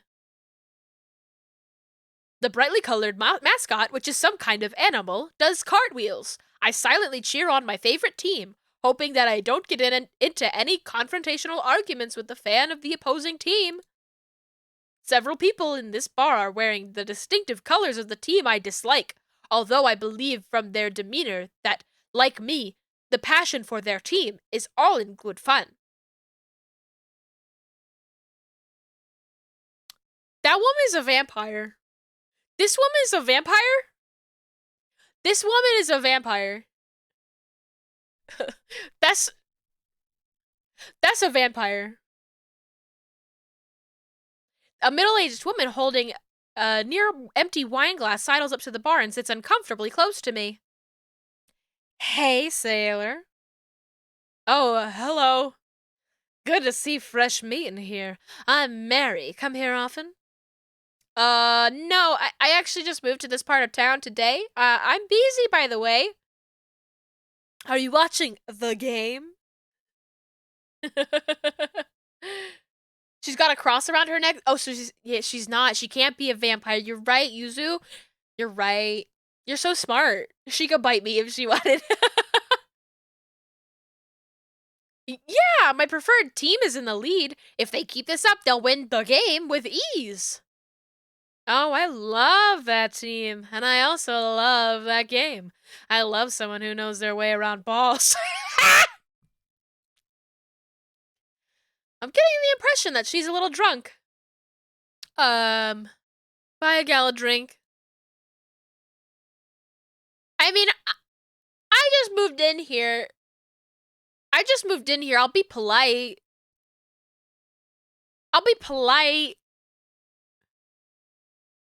I almost reluctantly signal the bartender and order Mary another glass of wine. Neil jokes back and forth with Mary. They're clearly friends, and this clearly isn't her first time doing this. She tips her glass at me. Suppose I gotta keep you company now. So what do you want to know? What's the latest gossip around here? You came to the right broad. I'm an observer. I watch people. I see everything, know everyone. Nothing gets past me. So? So what? I thought you were gonna... I forgot what we were talking about. About the gossip? You said nothing gets past you? Alright. I'm also a steel trap. Confidential to a fault. So, what else can you tell me about this part of town? It's quiet, that's for sure. If you want an idyllic little life with white picket fences, this is the place to do it. But every town has its secrets, you know? She takes a sip of her drink. That was a little too ominous for my taste. She leans closer. Would you like to learn some of my secrets? Oh, boy. Maybe some other time? Suit yourself, sailor. Mary saunters off, setting her sights on the newest bar patron to enter. I happily watch the game over another beer. The game has gotten close in terms of points, a little too close than what I'm comfortable with. After a particularly skilled player scores a number of points for the other team, putting them in a lead, I hear an affirmative grunt from another man at the bar. Go team! It's the brooding man from the coffee spoon. He sits alone, sipping a whiskey and watching the game as well. Enjoying the game? Woof! Bark, bark, bark, woof, woof, woof! I am, now that we're winning. Oh, we must be rooting for different teams. In my opinion, my team is far superior. Well, I have to disagree with that. Based upon our win-loss record, I'd say that my team is superior. That's where you're wrong, since as it stands right now, my team is beating yours. The conversation ends there. We both go back to silently rooting for our respective teams. The game is close, with both sides playing their hardest to win. But in the end, my team prevails. Quiet cheers ripple throughout the bar. I raise a respectful glass at the man drinking whiskey. He raises his in response. An unspoken truce is formed between us, based on mutual love for the game.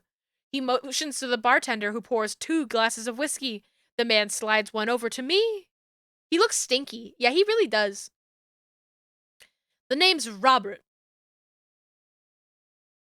He really doesn't... A Bob? Are you a Bob or a Dick? Like... Thanks, I'm busy. You must be new here. Mary already hit on you? Yeah, he's a dick. Robert chuckles. She's a peach. Well, you picked the best bar in town. As slimy as it is, you'll never find a better spot than Jim and Kim's. Is there actually a Jim or Kim that runs this place? No, that'd be Neil. Neil waves from across the bar. Good guy, Neil. Not enough Neils in this world. Okay. You a whiskey fella or a beer fella? Beer, but I'll drink most things. You like shots? I love shots. Thank God. Robert nods to Neil, who serves up 2 shots of whiskey. He hands one to me. Here's to your health. We take the shots. The whiskey burns going down, but I try my hardest to look tough. Wait. I think this is what making friends is. Okay, Beezy. This guy is out of my friend league, but I think if I play my cards right, we'll be pals in no time. Probably not the hand tattoo. His cool leather jacket. I like your jacket.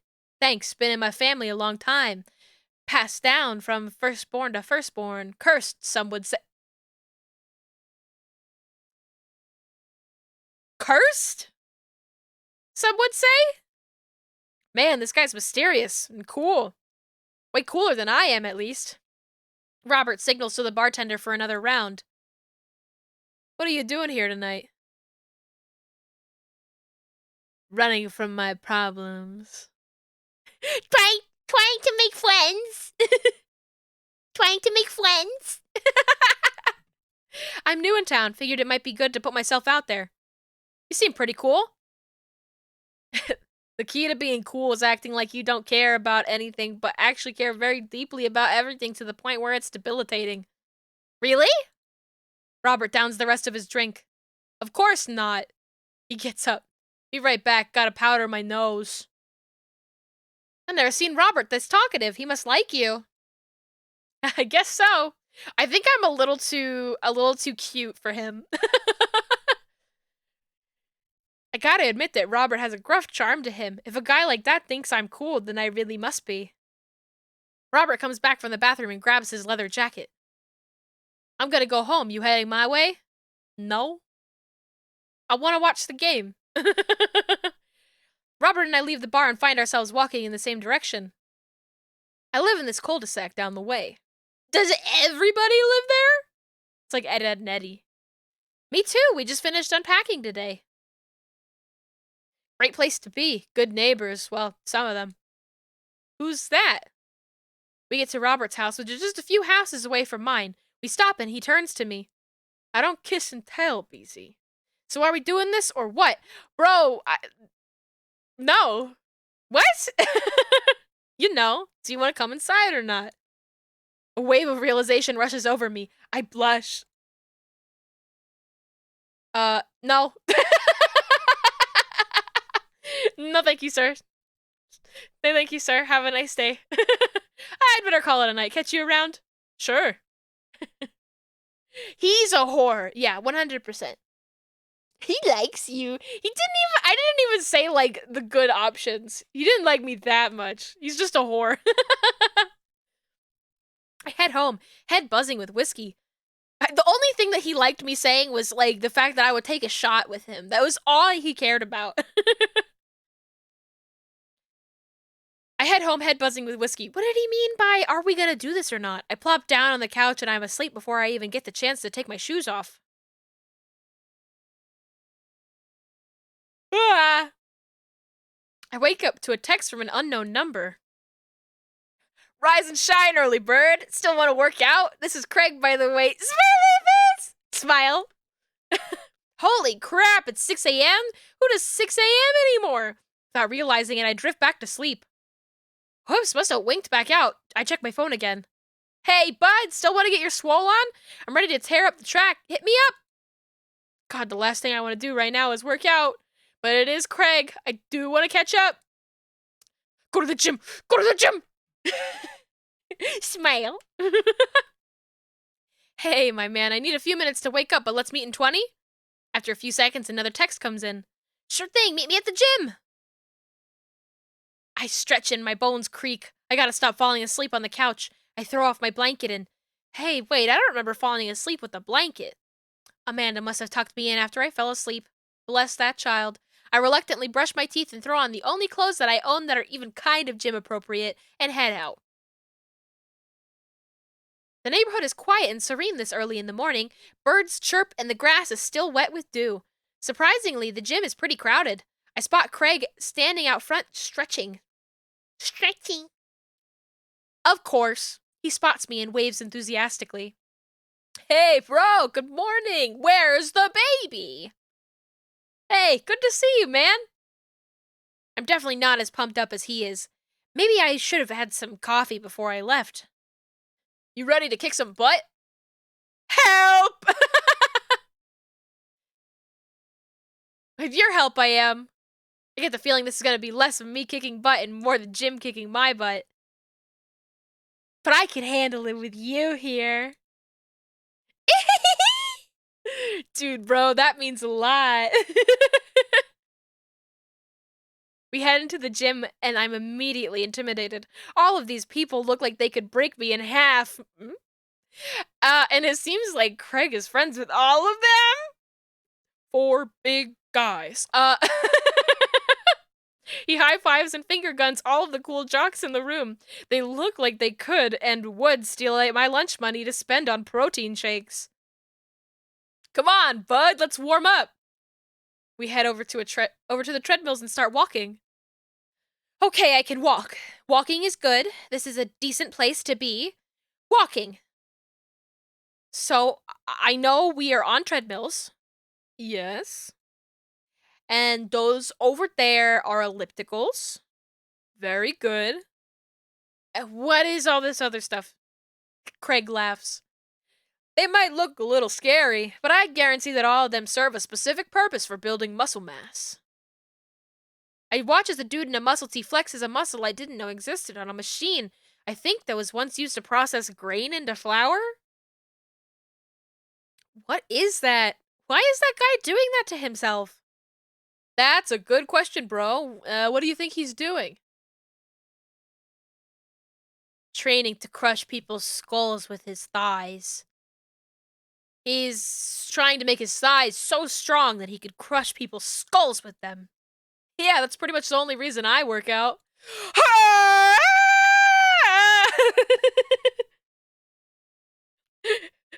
Sir.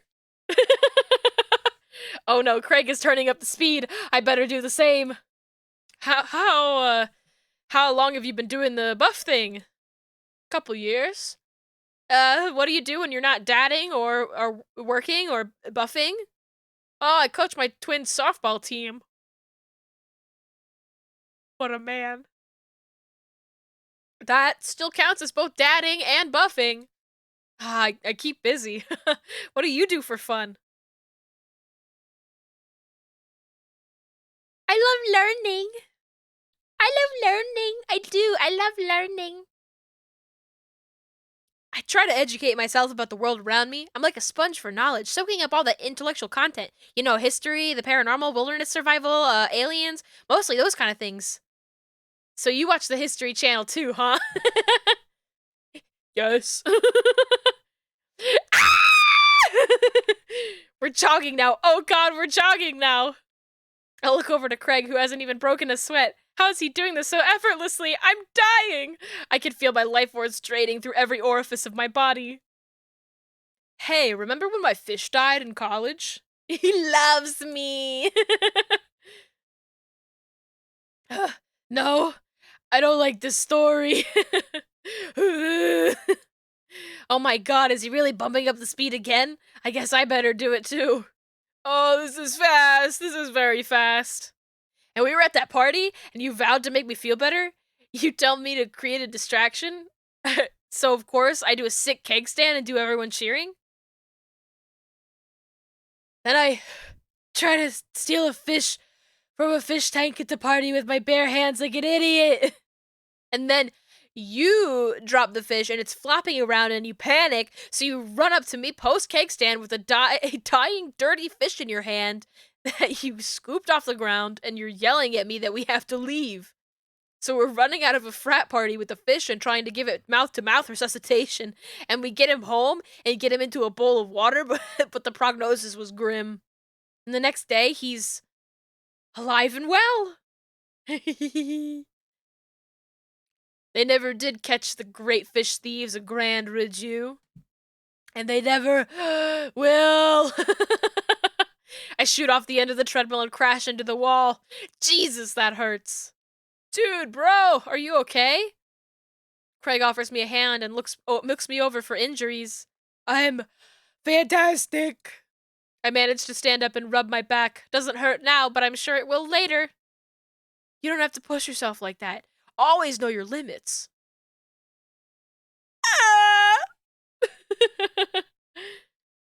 Well, I think I might call our gym adventure here.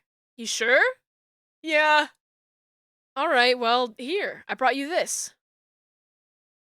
Craig hands me a shaker bottle full of a thick green liquid. I stare at it with what must be apparent distaste. It's a protein shake, bro. Oh, thank you. He wants me to drink it. Oh boy, here we go. I take a small sip. It's actually delicious.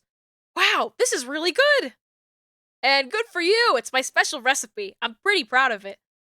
Let me know if you ever want to work out again. Maybe we can try running around the neighborhood if treadmills aren't your speed. No pun intended, bro. He looks so sexy worried. Oh, you're so right.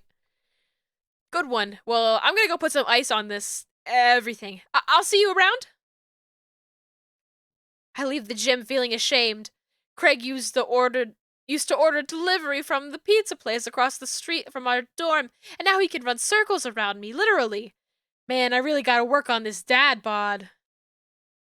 I get home and lie down on the couch. It hurts to move. Oh god, I'm so old. Oh no, I must have fallen asleep. What time is it? Shoot, it's 3:55. I'm supposed to be at Amanda's school in 5 minutes. I frantically put on some clean clothes, apply a generous amount of deodorant, and run out the door. I arrive at Amanda's school and check in at the front desk. They give me a bright orange visitor sticker and send me on my way. I'm barely awake and feeling pretty haggard, but hopefully nobody will notice. I check my watch and I'm relieved to see I'm only 2 minutes late. Wait, was it room 103 or 108? I spot a youth standing at his locker and approach him for help. Excuse me, do you know where Mr. Vega's classroom is? Look at this emo kid! He's got 666 written on his arm! Emo kid! The youth turns around and looks me up and down with heavily lined eyes. Sigh. Come on, kid, I'm late for a meeting. Mr. Who? Mr. Vega. I don't know. Have you tried the exit? Okay, wise guy, are you gonna help me or not? Sigh. Fine. Up those stairs and to the left. Can't miss him. I head up the stairs and walk around, unable to find Mr. Vega's class anywhere. After a couple minutes of searching, I head back downstairs. That punk youth set me on a wild goose chase. I get back to where that low-rent Gerard Way is standing, fully ready to give him a piece of my mind, when suddenly a head pops out of the classroom next to his locker. Lucian, don't you have a third period to get to? Sigh! Fine, Mr. Vega. Third period? It's 4 o'clock in the day! It's 4 o'clock in the afternoon! These kids should be out of school! What the fuck?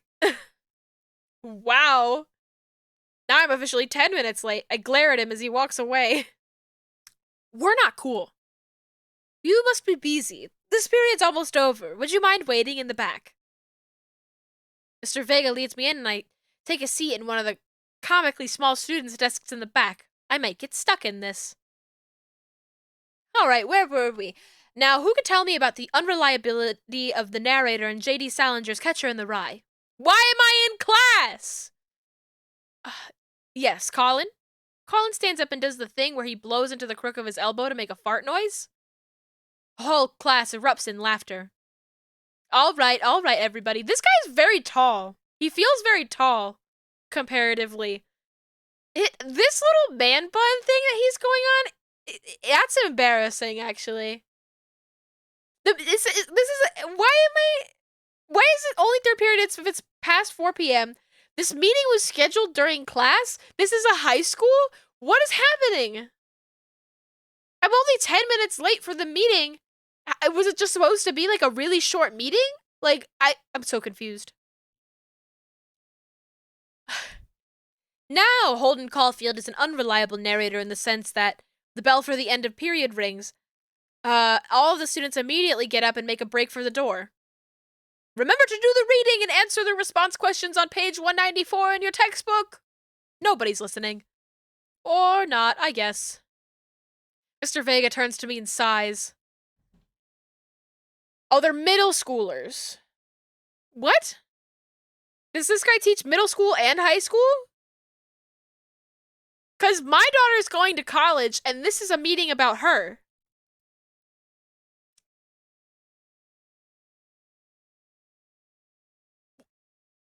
Is this just one of those weird, really small schools where they have, like, middle school and high school combined? This is a weird school. Don't you teach high schoolers? Yeah, there we go. Both, you know, budget cuts. Right. Thanks so much for coming in.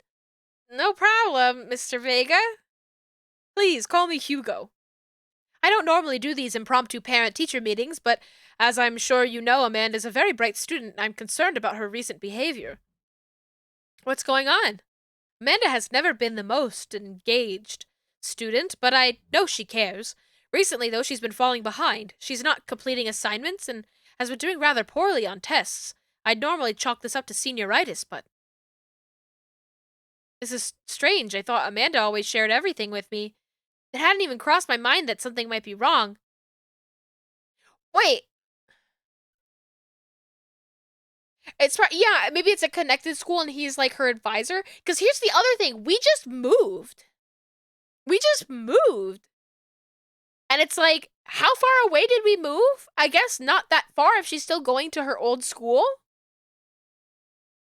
I clearly have not been in school for a long time. I just wanted to ask, is everything okay at home? We just moved. Well, we just moved recently, but it was only to the other side. Okay, to the other side of town. They make it sound like it's a huge, like, we just found the old friend, you know, like it's like a faraway place or something. Huh. Huh.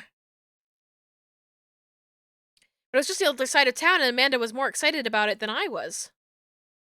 See if you can talk to her about it. I know she values you a great deal and would appreciate your guidance. If she keeps heading down this road, bro, she's going to photography school. She's going to photography school. Do you know? You are a gen ed requirement for her. Bro. Yeah, maybe she's realizing that none of this fucking matters. I think whoever wrote this didn't really know how public school works. But it's like, I mean, I've been there of like the teacher being like, oh, you know, she's fallen behind. I've like, me realizing that my history classes didn't matter because even if I, you know, passed my AP test for it or whatever, it would count as like, it wouldn't even count as any kind of special credit. I got like, when I got a 5, which is the highest score you can get on my US history AP exam, and that shit counted for a special credit. It did not even absolve me of any extra classes that I would have to take in art school. It don't, like, another day of not using sine, cosine, tangent. It's so right. Yeah. Yeah. I was despised. I think I've talked about this in chat before. My math teachers fucking despised me because I was always drawing in class and not paying attention, quote unquote, not paying attention. But I always got like perfect grades on the tests, and they were like, I don't have to work very hard to keep up with your funny little numbers, okay, buddy? Let me doodle because I'm not even gonna take your calculus. I took fucking calculus and I didn't take that anywhere with me. The most use I got out of it was helping my sisters through school. Where were we? I know how important art school is to her, and I would hate to see her miss out on scholarship money that she clearly deserves. That is valuable. That is valuable. I'll make sure to talk to Amanda. Thanks for letting me know, Hugo. Anytime. On my way out, I stopped thinking for a moment. I turned to Hugo. Hey, Hugo. Yes? They ever catch that rye?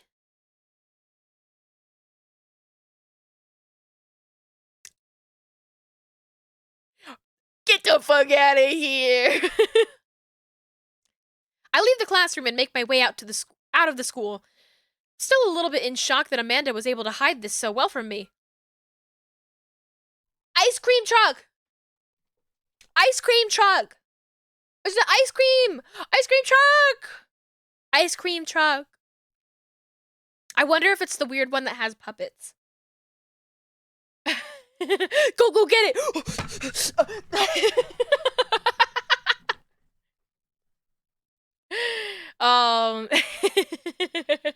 The ice cream.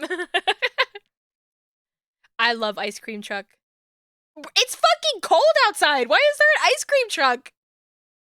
You're about to ask if it was the puppet one? I mean, it probably is. It probably is the puppet one.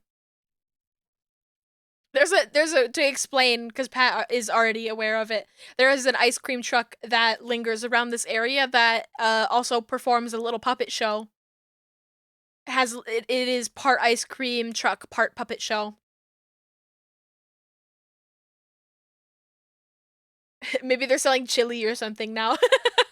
That would be so good, actually. I want. I had like this. It wasn't chili, but I had this like Southwest bean soup for dinner last night, and it was so good. And now I'm thinking about it, and I'm getting hungry. I have to play the game. um, Making my way out of the school, I'm still a little bit in shock that Amanda was able to hide this so well from me. She's always been such a force for positivity in my life, especially after we lost her father.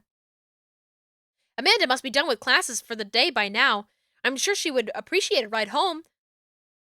Maybe I can talk to her about what's going on? I pull up to the carpool and Amanda hops in the passenger seat. So, did you have fun gossiping about me? Mr. Vega and I actually just gossiped about our celebrity crushes. So you talked about Mario Batali the whole time? It was a very productive meeting. I'm pretty hungry. Can we grab some dinner? We've got dinner at home. Let's go to the mall. Does that sound good to you? Yeah, sure. Why the mall? Geez, can a dad take his daughter to the mall? Will you buy me things? I will buy you a thing. Singular. Sounds like a deal to me. We drive in silence for a short while. Amanda plays a game on her phone. I should say something. You know, sometimes when a kid gets older, they find they have to keep things hidden from their parents. And that's okay, because sometimes that's what kids do. And that's okay. But also sometimes it's good to have the parents' perspective because, maybe the parents have also dealt with similar situations. And maybe they're a little cooler than you give them credit for. Anyway, what I'm trying to say is that it's good to share. Love you. Have you been reading my tweets? You have a Twitter?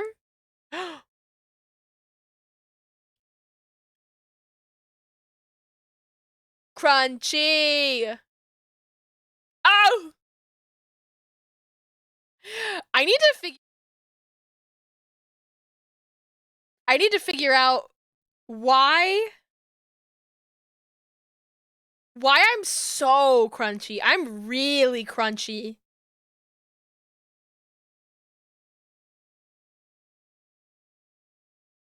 It's like I would like a little bit is fine, but I don't know why I'm getting like whitewashed. Why did I get all up in my face? Because I was trying to look at my funny filters.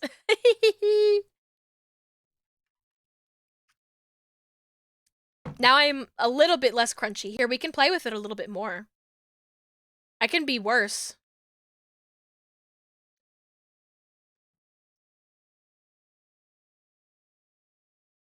This is just, it's so bright. How is this one, like... The difference between the two. So, like, there's this one. They're both sharpen filters, and they only have one setting, and this one makes it so bright. Oh! And then this one just makes it, like... I don't know what it must have been happened during, like, an update or something weird like that.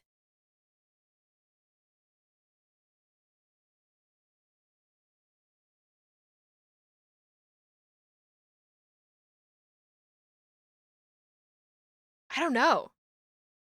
I don't know. Weird. Alright, I'm back to normal.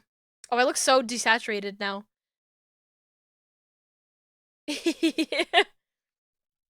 Oh, my eyes hurt from, like, staring at the bright. What? Never mind. Look, sweetie, Mr. Vega said you haven't been participating in class, and that you're not turning things in.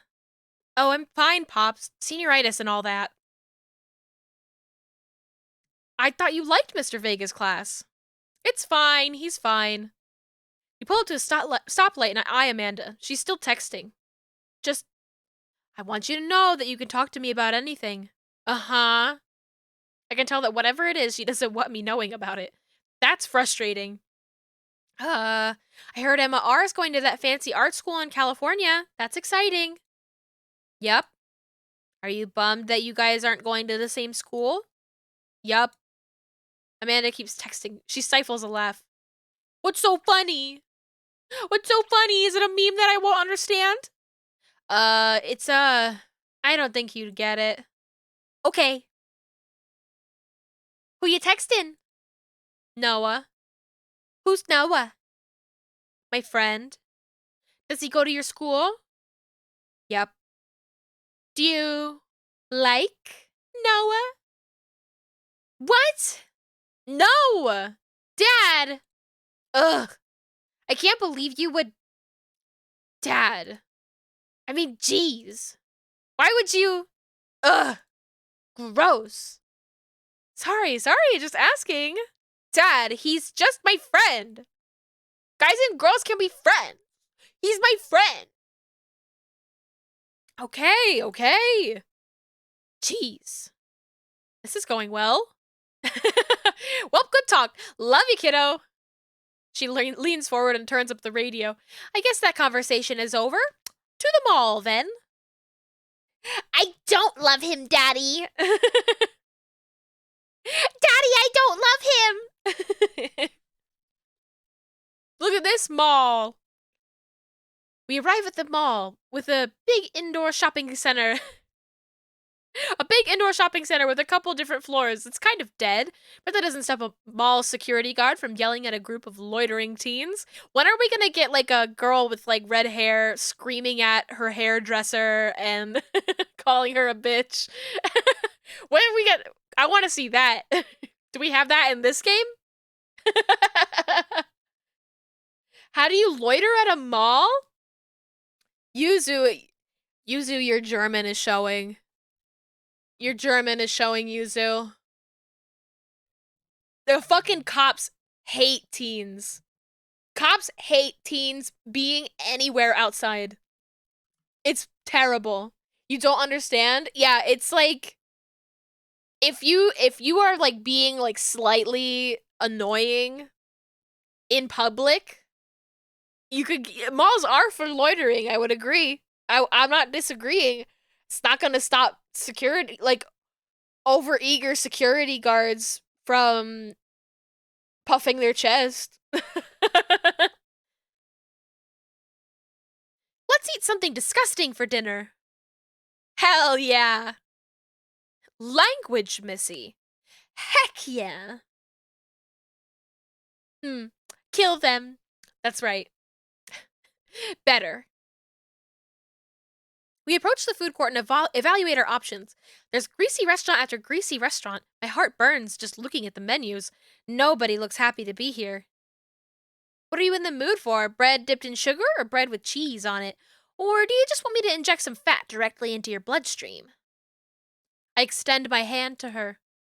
Would you do me the honor of sharing some nachos? She takes my hand with a grin. It would make me the happiest, cheesiest girl alive. We order a giant pile of chips and unnaturally orange cheese from a very unenthusiastic and possibly stoned teenager. We take a seat at a rickety table and dig in. These are bad. These are very bad. But also strangely delicious. We have to eat through the pain. We enjoy the fluorescent cheesy goodness together until we're all out of nachos. So... something's been bothering me for a while. Can you explain memes to me? Which meme? All memes. Amanda sighs deeply and places her head in her hands. Dad, it's complicated. See, memes are inside jokes shared with a bunch of people that get less funny the more people do it. So the problem is that by the time a meme gets to you, Dad, all us youths have already done the joke to death. And what's worse than that is that movies and TV and video games will try to jump in on a meme train, but just based on how long it takes to make them, the meme will be long dead by the time it comes out. So it just dates it, and it isn't funny. Yeah. 100% true. Oh shit, what up? It's that boy. Oh shit, what up? I do actually, I love the oh shit, what up frog. Dad, please. Anyway, changing the subject. Where to now? Want to go to the goth store? Yeah, goth store. That's like my first stop at the mall. What? You know, the one that's all black and tries to establish itself as anti-establishment, despite being an exact representation of the establishment. I don't know what store you're talking about. I missed that, frog. Yeah. You know, the one where you can buy chain wallets and it's basically an assault on what people fought so hard against in the punk and hardcore movements of the 70s and 80s? Dude, you gotta be more specific. The one that you threw up in at one time. Oh, that one! Amanda runs into the store with me trailing behind her. She makes a beeline for the back. There it is! You can still see the outline, kinda. I'm so proud. Speech! Amanda. Speech! Speech! Speech! All right, I'll do it if you stop chanting. Amanda stops immediately. I clear my throat. Thank you all for joining us here today to commemorate a historic moment that would forever shape history. On a day very much like today, some 5 years ago, our very own Amanda Ann Jersey had too much blue raspberry slushy on an outing to the mall. After begging her father to take her to Dead, Goth and Beyond to buy rainbow suspenders, she proceeded to throw up all over a display of My Chemical Romance merchandise. Her loving father then had to pay for said merchandise, which to this day remains among our possessions. Thank you. I look like someone who'd go to the goth store? Yeah. And what about it? Amanda's moved. She begins clapping. Slow at first, then faster and more vigorously. Several other patrons turn their heads. One of them also starts clapping. I bow my head. And everyone clapped. Oh, hey, chain wallets! While Amanda busies herself looking at band t-shirts, I try to find something of interest to myself. Not much for a dad to look at in Dead, Goth, and Beyond. Okay, Hot Topic, the merch that they have at Hot Topic has been pretty good of late. They have a lot of like accessories that I've always wanted to buy when I'm there, but I'm always afraid that it's gonna like hurt my skin. I did, there was like a brief moment in time where I was going to Box Lunch more than I was going to Hot Topic, but Box Lunch fucking sucks now. Goths are cute, so I like bright stuff, but I also really like goth stuff. So it's like and Box Lunch and Hot Topic are just like the same fucking company. So it's kind of like the same stuff. It's just like one sells like really bright cartoony sort of stuff and then the other one sells like anime and shit, and then Hot Topic has more of like, I mean, Hot Topic also has anime, but you know, the darker vibes, the more gothy stuff. But man, maybe it's just because I don't really give a shit about Marvel or Star Wars or maybe most popular anime, but I go into Box Lunch and I'm like, I don't like any of this. Hot Topic though, every year or so there's a piece of Agretsuko merchandise that I'm like, hey, you're coming home with me.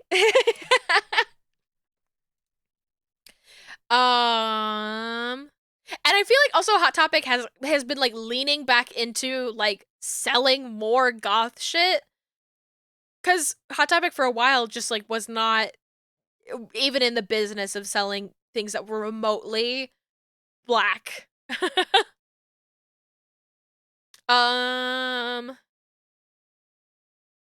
Let's check the clearance bin for hot deals. Big cardboard box of markdown items. Pretty sure $4 for purple eyeliner is a good deal, I think. That's a little scary, but clearance eyeliner is like, anything that you put near your eyes is like, you gotta be a little bit careful with that. I wonder if I would look good in purple eyeliner. Hell yes, I would. Look, this is very important to me. Oh, Vamp Daddy, Vamp Daddy! I overheard a stifled argument over the cash register. An older gentleman is carrying a garment and showing it to a bored-looking cashier with pink hair. Oh my god, that's me. That's me, I'm the cashier. Oh, he's here, Yuzu. Are you crying, shitting your pants? I'm gonna bully him. I can see that. I don't know what to tell you, dude. I just work here. Listen, when I bought this online, the website said this blouse was Victorian inspired. However, when I received it, it clearly held the trademark of Edwardian dressage. Do you want a coupon? I can give you a coupon. Will you leave if I give you a coupon? Is there a manager present? People have to know what they're buying. I am the manager. I see. Well, it would seem that I have outstayed my welcome. Good day, shopkeep. Your superiors will receive a strongly worded letter by post. Okay, so I have worked retail. I used to work at a Pacific Sunwear. That was my retailer that I worked at. A Pac Sun. And I remember very distinctly there was a point in time over the summer where they were selling like quote unquote like 4th of July merch. Like they were selling shit with American flags on them. And one of the shirts had the American flag like backwards or upside down or backwards and upside down. One of those combinations. It was just not like the normal way that it was. And I would get like old ass like grandmas coming in and they'd be like, that is so offensive. That is so offensive for you to have in your store. It's un-American. And I'm like, and I would just stare at them like, I don't make the clothes. What makes you think I make the clothes? Just don't buy them. Like, I don't know what to tell you, lady. I'm not the manager. Even if I was the manager, there are people above that manager telling him what to put on the floor. Go home. Yeah. So retail is fun. Don't ever do it. It's not good for your health. Whatever, dude. The man whirls around and storms out, his literal coattails trailing behind him. I can't tell if they're Victorian-inspired or Edwardian in nature. Amanda trots up to me with a t-shirt in her hand. Oh boy, here it comes. Hey, Dadtron 5000. Yes, I'll buy it for you. Wow, that was easy. Thanks. You'd get shit like that working at Starbucks? Oh my gosh. The people who are like strong enough to work at Starbucks are built different. You are built different. You deserve free therapy. Like that's Starbucks, like the way that people behave when it comes to coffee, it's disgusting. Don't pop a vein, Yuzu. He's not even on screen anymore. At least it's only one this time. Amanda plops the shirt onto the counter and grins at the cashier. I love your hair. Oh my god, thank you. Oh my god, thanks. The cashier says nothing and it rings Amanda up. Radiating hatred, I hand her a 20. So what was that guy's deal? The cashier rolls her eyes so hard I'm worried she'll pull something. That's Damien. He's in here all the time. He's obsessed with Victorian fashion or whatever. Teach this fucker how to sew, okay? She hands Amanda her bag and it's clear the conversation is over. We make our way out of the store and head home to get some rest. Amanda and I sit on the couch, trying to find something to watch over bowls of ice cream. Ah, cool! Long Haul Paranormal Ice Road Ghost Truckers is on. Your favorite, right? Oh, hell yes. They have to make it over the Canadian tundra before the ice road melts, but also they're hunting ghosts. Also, the truckers are haunted! Oh, the trucks are haunted. This is an episode I've already seen, but it's one of the best. Callum and Flint Dogbone, the twin brother truck driving and ghost hunting duo, find themselves in the greatest peril yet. Oh no! The ghosts done got control of the truck. I can't steer on them. They're damn ice roads. Let me use this EVP meter to try and communicate with the spirits. Flint, we're about to die! Ah, almost got it. If you listen carefully, it sounds like it's saying, you're going to die. That's because we're about to die, you. This is art. The episode ends and Amanda excuses herself to go and start arguments on the internet. I stay up a little longer, curious about the exploits of Callum and Flint Dogbone after the disastrous ice road accident. Afterwards, I crawl into bed and get a good night's sleep. Don't use metal utensils on non-stick pans! That's my dad trait. That's my thing, is I will yell at you if you put metal on a non-stick pan. I get very aggressive about it. I don't remember, was Damien confirmed trans in-game or only by the devs online? I have no idea. Even if I had any idea, it would have been years ago. But it, like, nice. Like, either way. Morning, sleepyhead. 5 more minutes. You have never, ever let me have 5 more minutes, so get up. Fine. We have cereal for breakfast and spend the morning putting together furniture. Amanda is much better at interpreting the tiny manuals. We're able to put together a few shelves on one desk, but I'm pretty sure it was supposed to be a bookcase. So, you excited for the cookout today? Oh, not the cookout. I'm not prepared. If there's food, I'm excited. I'm all over those terrible store-bought sugar cookies that everyone brings to parties. This game is making me hungry. Yeah, those are bad. Which means there's more for me. I don't know if Pat's still in here. Pat, I'm putting your cat on blast. Pat's cat Fox loves those cheap bargain sugar cookies. Right? Does he still really like those? Because that's like one of the things that I remember the most strongly about him is that he loves those funny sugar cookies. Not the fluffy ones? Oh, okay. But I had never seen a cat that was just like, I love cookies.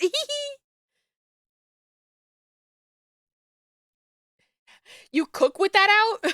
Why do they call it a cookout if you, in of the hot food and... Don't you want to meet some people in the neighborhood? I'll probably end up standing uncomfortably in the corner with a plate of food and hope that nobody talks to me. Dad, you're a beautiful work in progress. We will get that butterfly to emerge from the cocoon. The social butterfly. Well, we better start getting ready. We definitely don't want to be late. What? No! We have to be fashionably late. Who shows up to a cookout on time? You know what? We're going early, just because you said that. I head out the door and Amanda reluctantly follows. We walk across the street to Joseph's house with store-bought veggie plate. I'm a terrible cook if it doesn't involve a grill. If Brian is here, I'm gonna kill him. You don't really get them anymore, but he does like cookies in general now. That's so cute. Your cat is so cute, Pat.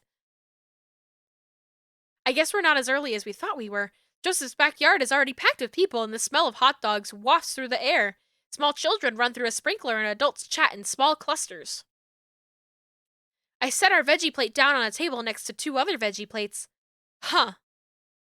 Hey, there's Joseph. No. I wave to get his attention. The moment he sees us, he jogs over, arms open wide. Welcome! I'm glad you 2 are here. You brought veggies! Let me introduce you to my family. Kids, come on over here. This is Chris, my eldest. Hi. This is Christian and Christy. They're twins. They stare creepily and say nothing. Then, of course, there's our youngest, Krish? Krish?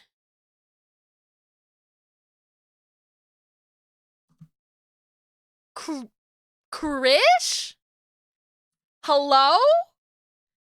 That's not okay. That's like Trish, but with a...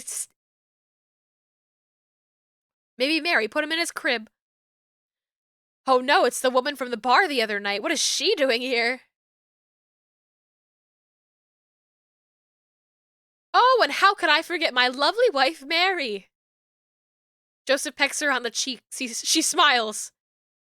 Oh, Mary, sweetheart, did you put Krish to bed? I'll have to go look for him. Girl, where's your fucking baby? Girl, where'd you put your fucking baby? Where's Krish? You'll have to. Joseph takes a moment and regains his composure. Harry, this is our new neighbor, Beezy, and his daughter, Amanda. I'd shake your hand, but I have a glass of wine that I need to tend to. You have a Sprite that has a glass of wine. Why aren't you wearing it? Hark a vagrant voice. What baby? The classic. I love her. Nice to meet you, Mary, for the first time. Charmed. Well, I have to go over there now. Mary leaves. Oh God, this is so awkward. I wonder if Joseph knows. I wonder if Mary knows that Joseph knows. I wonder if Joseph knows that Mary knows that I know. It takes all of my energy not to run away from the barbecue and start fresh in a new city. My wife has a wonderful sense of humor. But please, you two enjoy the barbecue. All the guys are really excited to meet you. Amanda and I mill around and try some of the food spread out on the table. I pick at some deviled eggs. Amanda grabs a small paper plate and immediately begins piling it with baked goods. Ugh, I don't want to have to make friends. Come on, Dad. Who are you going to party with when I go off to school? But I don't want to have to do pleasantries. Dad.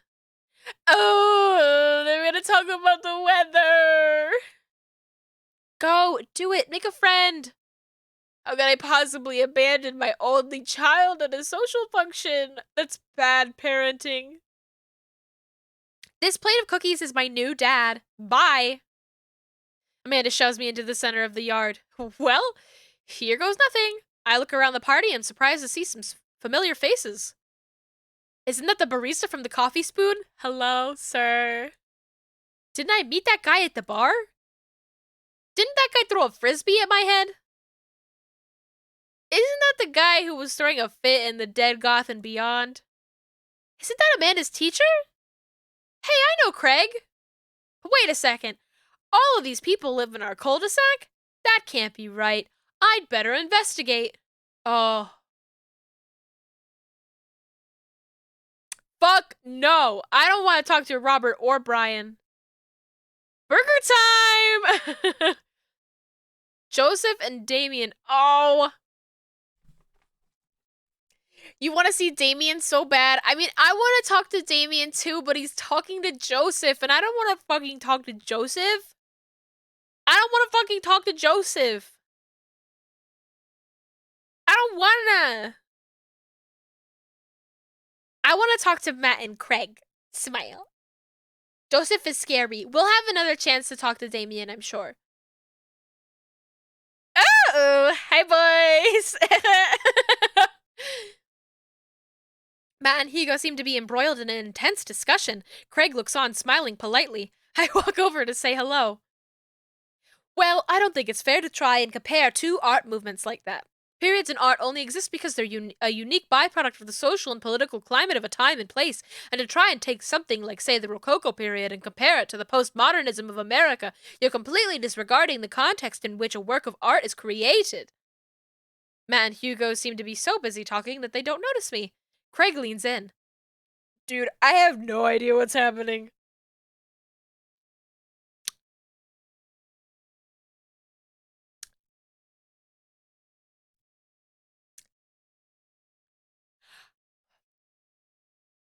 I love Craig.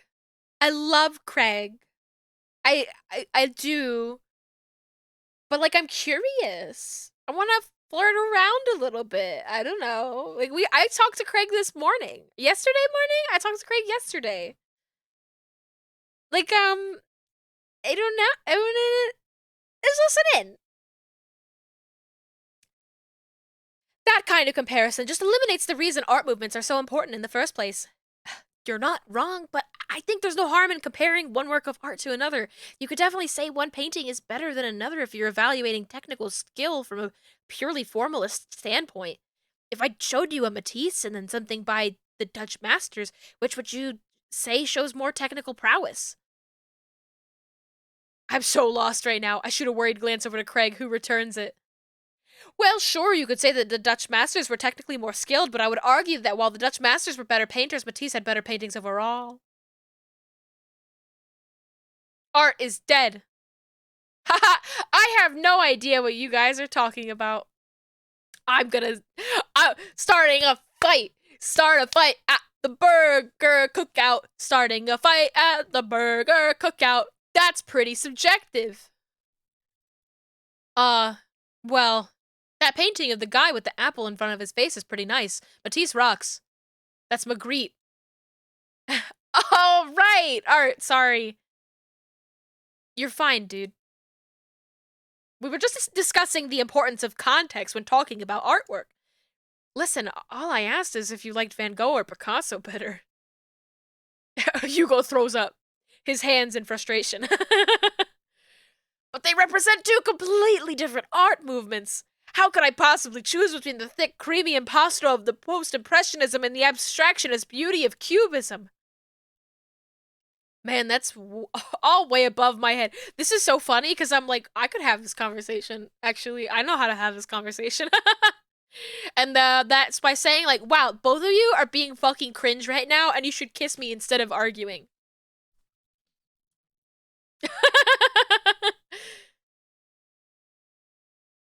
Me too.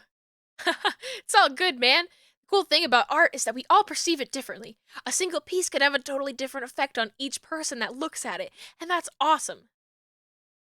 Just 1 minute about that! Hugo, please. Sorry, I get really fired up about art stuff. BZ, how are you liking the neighborhood?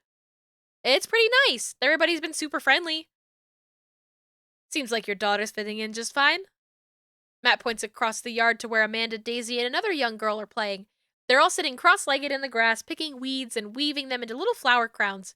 It's pretty adorable. The girl I don't recognize jogs over to us. Oh, she's cute! She's cute! What is it, sweetheart? It's a flower crown. I thought you'd look cute in it. She has braces! Oh, well, there's only one way to find out. Matt takes the flower crown and places it on top of his head. Oh, stop it! Am I cool now? The girl stares at him, thinking it over. Nope. She's wearing silly bands! She's wearing silly bands! Oh my god, I do have silly bands in this outfit. She's just like me for real! She's just like me! Wow! We can trade. I have a dinosaur. You want to trade? You're slightly less uncool than you were before you put it on. Ha, hey, BZ, this is my daughter. Hello? I'm Carmencita. Wow, that's a cool name. Amanda comes over with Daisy in tow. Dad, look, I'm making friends! Are you making friends? You better be making friends. Yeah, actually, Amanda, you remember the cool barista from the coffee shop? And my old college friend, and your teacher? Oh, hi, Mr. Vega. I didn't realize we were neighbors. Ah! Yep. You still gonna get me that overdue term paper? Haha, great seeing you. Amanda finger guns her way out of the conversation like a champ. She learned the finger guns move from me. I'm very proud. She's definitely a charmer. Speaking of which, where did my son go? Sweet Manchego? Hugo looks around the party. He must finally spot him because his eyes go wide. Ernest! Ernest Hemingway Vega, are you smoking?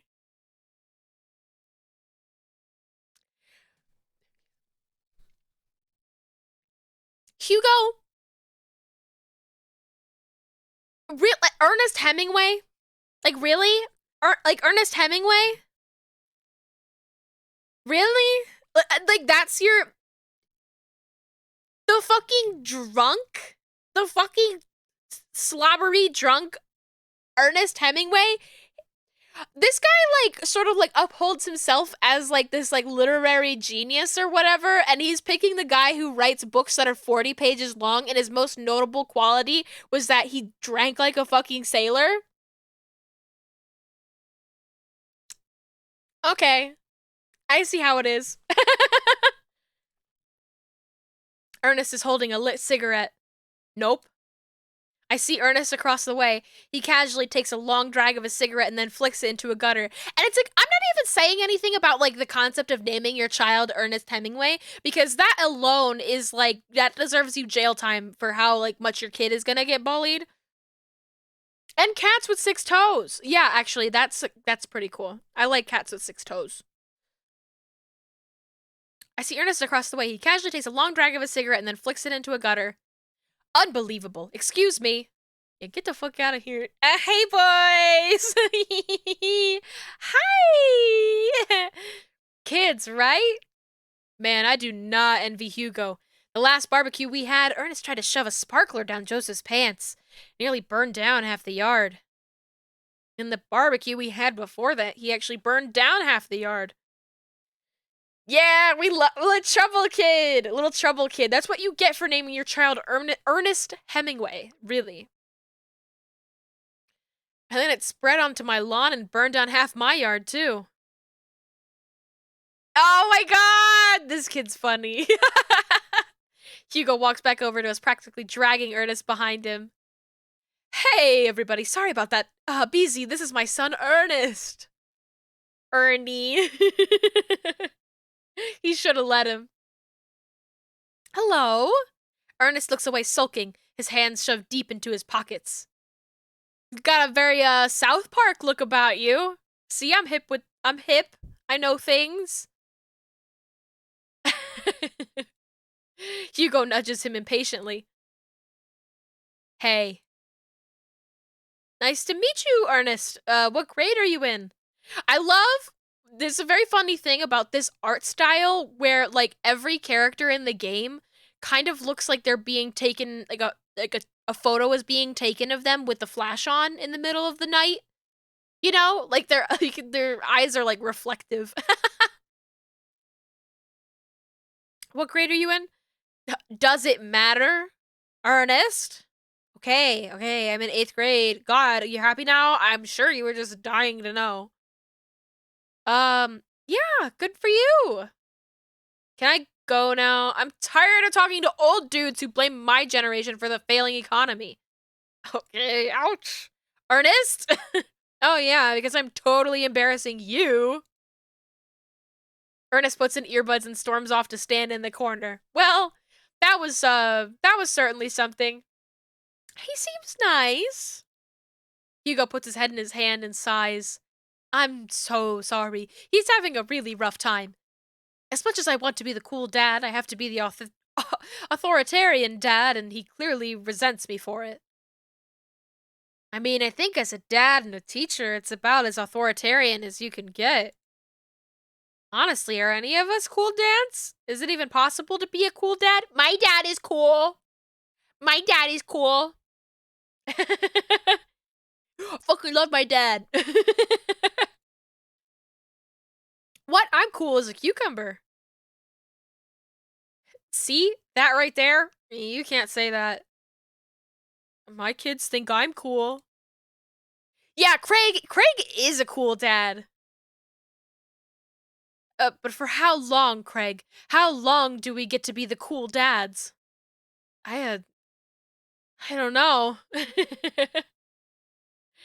I think we just have to accept the fact that as dads, we've become the machine that we once raged against and accept our fate to unironically wear socks with sandals. Your kids may think that you're cool now, but the moment they hit puberty, you're doomed. No! Amanda's 18 and she still thinks I'm cool. I yell across the yard to my daughter. Amanda, I'm cool, right? Amanda just laughs. She keeps laughing. I see your point.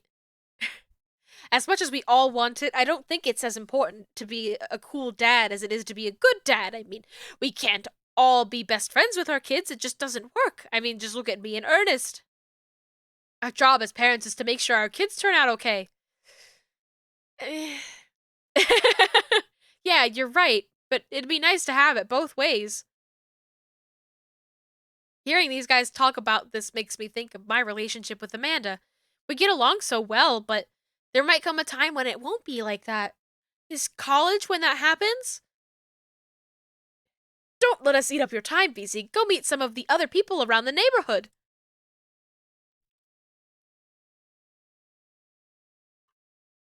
Thank you for reminding me to drink my water. These visual novels, it's a lot of talking. Spot Joseph chatting with the guy from Dead Goth and Beyond by the grill. I wonder what they're talking about. I walk over to them.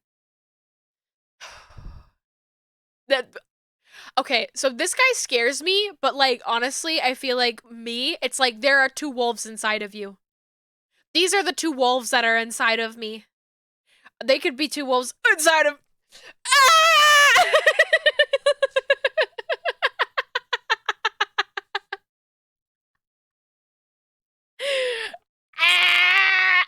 I didn't say anything. So I'm curious. Can you walk me through why you had your house painted black? Oh my god. Oh my god, oh my god, oh my god. These two. Where do I even start? The house stays warmer in the winter, provides an artistic contrast to the rest of the neighborhood, and it complements the crimson interior perfectly. Hold on.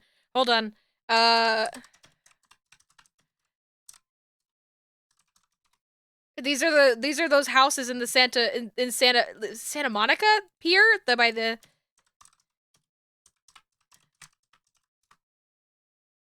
Where is it? This is the house. Their houses next to each other. Oh, where did it go? I don't. It didn't like that image. I guess. These houses. I think it was because it was a WebMP image or something. These houses. I've seen these houses in person. They're very funny.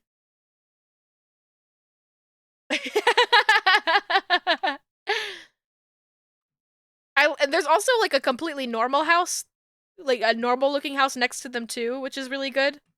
Wait, let's swap this one out. It's so funny. I've seen this like meme format with Thor Dark World, Thor Ragnarok. Like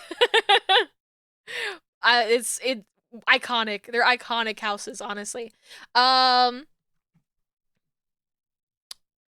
were we? I need a sippy.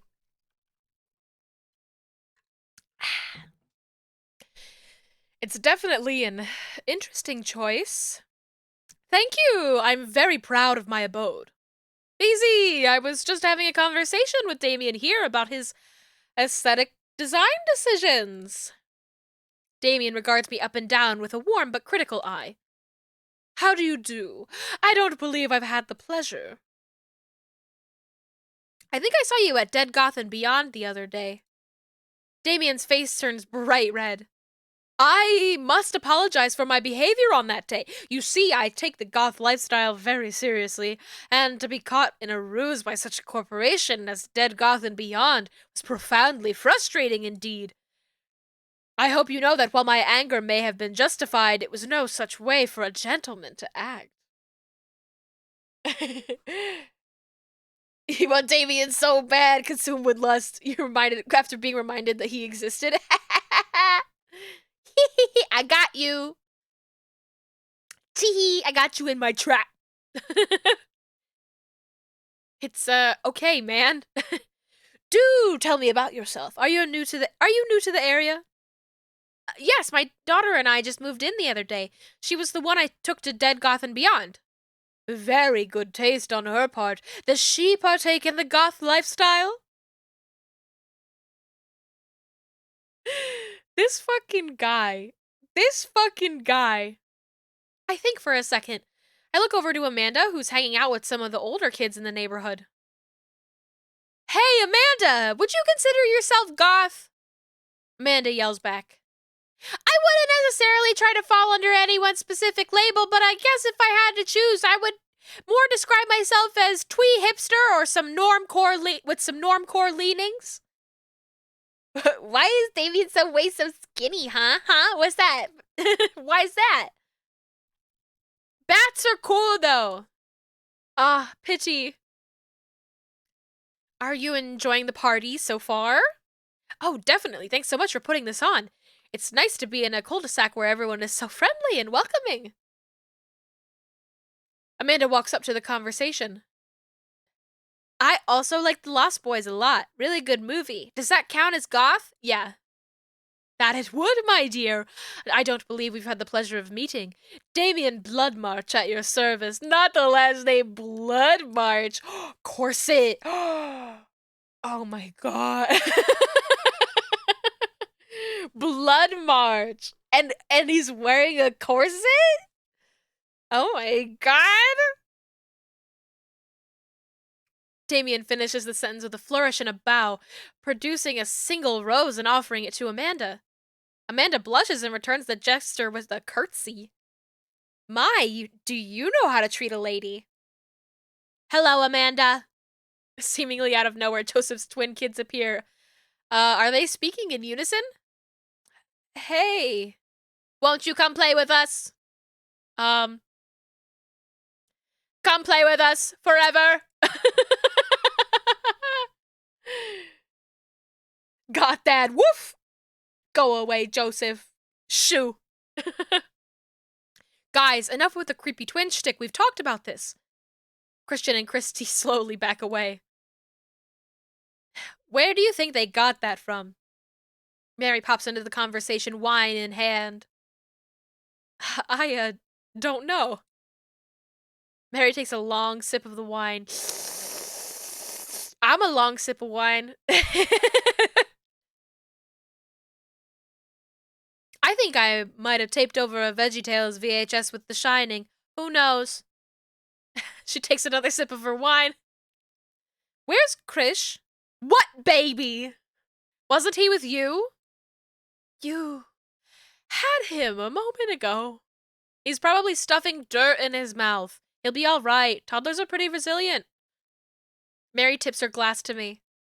Ain't my first time to the rodeo. Yeah, this is her fourth kid, okay? She deserves to take a break and have a little bit of wine, okay? She deserves a break. My VTube studio is laggy today. I'll take a long sip of your wine. Ah! Did you know all the veggies in VeggieTales go to purgatory? Well, now I know. Hee It's my fourth. I've squeezed 4 little... Sweetheart, would you do me a favor and please find Krish? That would be great. I'm sure he's fine. Mary? Okay, geez. Why don't you go find him, bitch? I hate them. Dad, can we go now? Ah, Lucien, have I introduced you to Beezy yet? Hey, it's that punk from Amanda's school. I remember you. Whatever. That's no way for a young man to speak to his elders. Be polite. Lucien bows. Whatever, sir. Lucien bows again. Mr. Christensen, may I have a veggie burger, sir? Coming right up, bud. Are you vegetarian? Yup. Make that 2 veggie burgers. Did you know that some people in the Victorian era were vegetarians? They described carnivorous type peoples as bloodlappers. Dad. That's really interesting, Damien. Joseph turns to the grill. Just a hint of tattoo peeks out from underneath his sleeve. I can't believe I didn't notice it before. It looks like the bottom of an anchor. Whoa, is that a tattoo? Yep. I wasn't always a youth pastor, you know.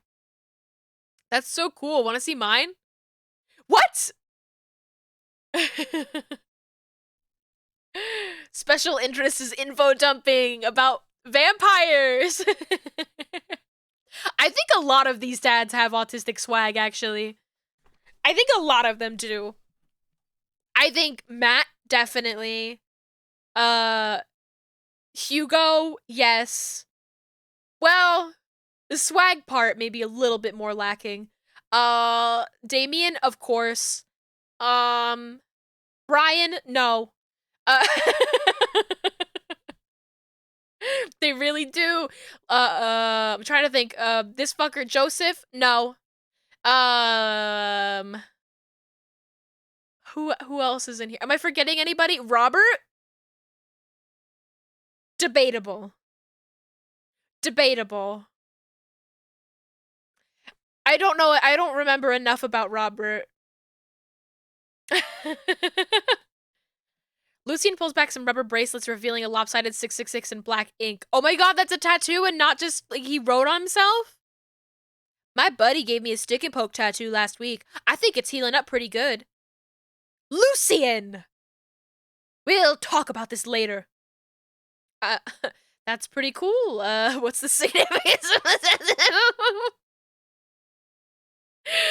Bro just really pulled up and showed a youth pastor his 666 tattoo.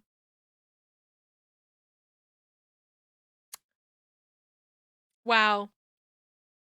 I don't know. I just thought it looked sick. Well, in my opinion, the only reason you need to get a tattoo is because you want one. Careful, though, that number carries weight. Man, Joseph is a way cooler youth pastor than I thought. I just figured youth pastors popped out of the womb with a Bible. I wonder what he did before preaching. I don't think he's that cool. Do I want to talk to Robert and Brian? Do I want to? I have the option to talk to everybody here. I'll do it. I glance across the yard and notice Robert and Brian chatting over drinks. Man, I don't think I want to deal with being one up by Brian or whatever happened with Robert last night. Oh no, they caught me staring. Oh no, Brian's waving me over.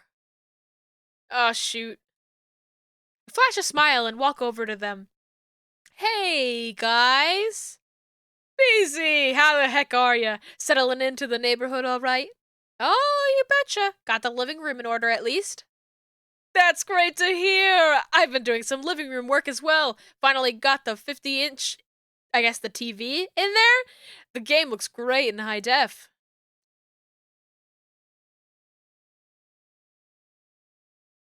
Had enough of this, man. Hi, dog with the hat. Daddies? Daddies? Sorry. Daddy? Sorry. Brian is truly so sexy, though. It's just like his personality, though. I can't. Beezy, have you met Robert yet? Yeah, we've met. Robert regards me over his whiskey. Good seeing you again. We were just talking about my most recent camping trip. Spent a night out in the woods with Daisy and Maxwell. She's definitely an outdoorsy one. Even caught her first fish. It's good to see you taking your daughter out like that. I bet she loved it. And it's great that she loves the outdoors. Mine loves being inside. Brian raises eyebrows at me. Being inside, making art. She won a local art competition for that. Yep. He's so sexy, but over competitiveness is one of my big turnoffs. Rip. Yeah, it's that, and it's like all of his hobbies are like so outdoorsy that I'm like, I can't relate. Like, I don't want to go fishing. I like camping. Probably not in the same way that this guy does, you know? Like,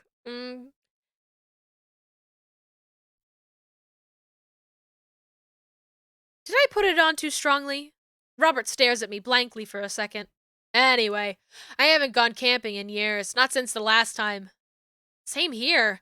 Well, things change once you have kids. Wait, what happened the last time? Robert takes a long sip of his whiskey. Well, old Johnny Boy and me were back in the back country. Johnny Boy's a strong kid. Met him in my army days. Comes from Kansas. They build him tougher out there. Anyway, things go south pretty quick. Johnny Boy breaks his ankle when the rope bridge snaps. You can see the bone popping through the skin. Johnny Boy's crying now, crying for his mama, losing blood.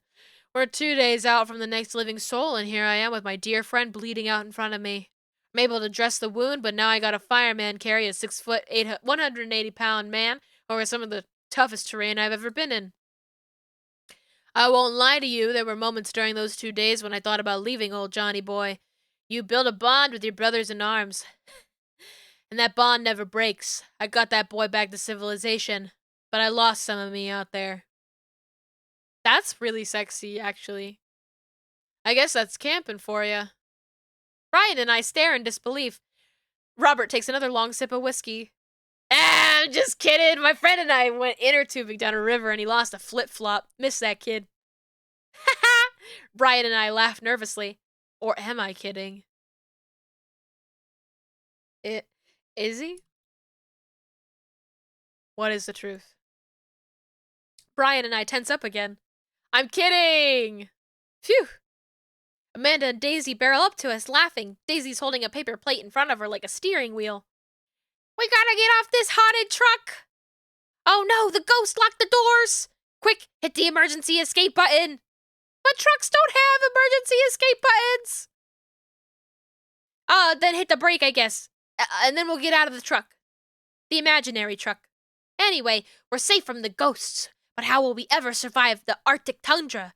Daisy, you might have to eat me. Are you prepared to do that? I'm prepared to do anything to survive. That's cold-blooded. I like that. Although I'm not sure if I have the materials required to properly cook you. You know, that reminds me of the last time I went skiing. Robert, wait a second. Are you guys playing Long Haul Ice Road Paranormal Ghost Truckers? Yeah! Amanda and I love that show. It's the best! Especially that episode where Callum hides Flint's keys and Flint retaliates by breaking an ancient curse urn and sending the spirit after him. Yeah! It's quality reality television. I don't watch a whole lot of television, but I do enjoy that show. That and war documentaries. Alright, Daisy. I found us a couple of bugs, and they're gonna make a great meal. Lots of protein. Gonna keep us from starving out here in the harsh, icy wasteland. But there's a whole table of food right over. Daisy, it's a game. We're playing pretend. It's what kids do. Live a little. Amanda gives Daisy a handful of gummy worms from the snack table. They eat them with mock disgust. Let's go find kindling for a fire. Okay! But not an actual fire. Because we're playing pretend? Now you're getting it. Daisy and Amanda run off. What a cute couple of kids. Man, I've never seen her get along with anyone so quickly. I guess Amanda just sort of has a way with kids. That's kind of amazing. Daisy doesn't really get along with kids her age. It's nice that he's not trying to one-up me this time. Maybe we can have a regular friendship after all. Oh, for sure. Daisy, for sure. Really? She just kind of keeps to herself. Her teachers say she spends every recess in the library. I think the other kids are intimidated by her intelligence.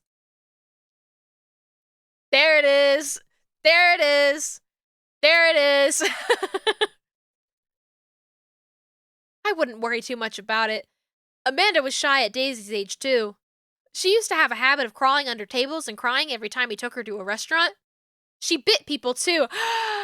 Just like me, for real! Aha, kids, right? Gotta love them. You're required to by law. I hear that. Well, since they're getting along so well, maybe we should try to put together a little play date for them.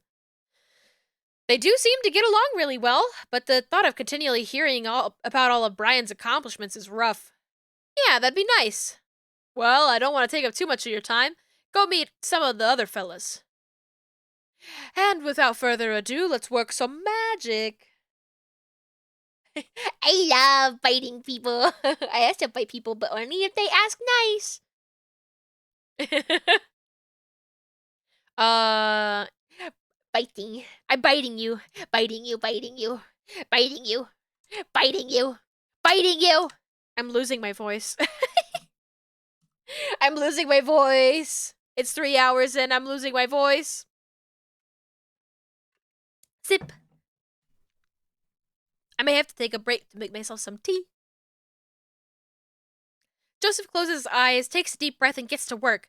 With the greatest of ease, he sets patties on the grill, flourishing as he flips his spatula in the air. It's easily some of the best grill work I've ever seen. SpongeBob looking ass. You guys think this is my first time in front of a grill? He's working faster now, effortlessly tossing cheese onto patties and perfectly grilling onions on the side. One after another, the dads take notice and crowd around Joseph to admire his masterful technique. You probably didn't know this, Beezy, but Joseph's known around here for his grillmanship. He's ungrievable. I try to get on his level, but I just can't catch up. I can't. I'm not strong enough. I'm not fucking strong enough. My brain, it's under a psychological attack. Let us keep studying. He has a rare quality about him. Mustard we keep talking about this? Can't we just appreciate the artist? I've never seen him make a mistake. Okay, we need to stop. This is getting too cheesy. Please stop! All the children at the party boo the glorious display of puns in unison. All right, guys, the food's ready. Please form an orderly barbecue. Amanda groans. We all grab our food and hang out, enjoying perfectly cooked cheeseburgers. Man, it's so wild how all of us dads live in the same cul-de-sac.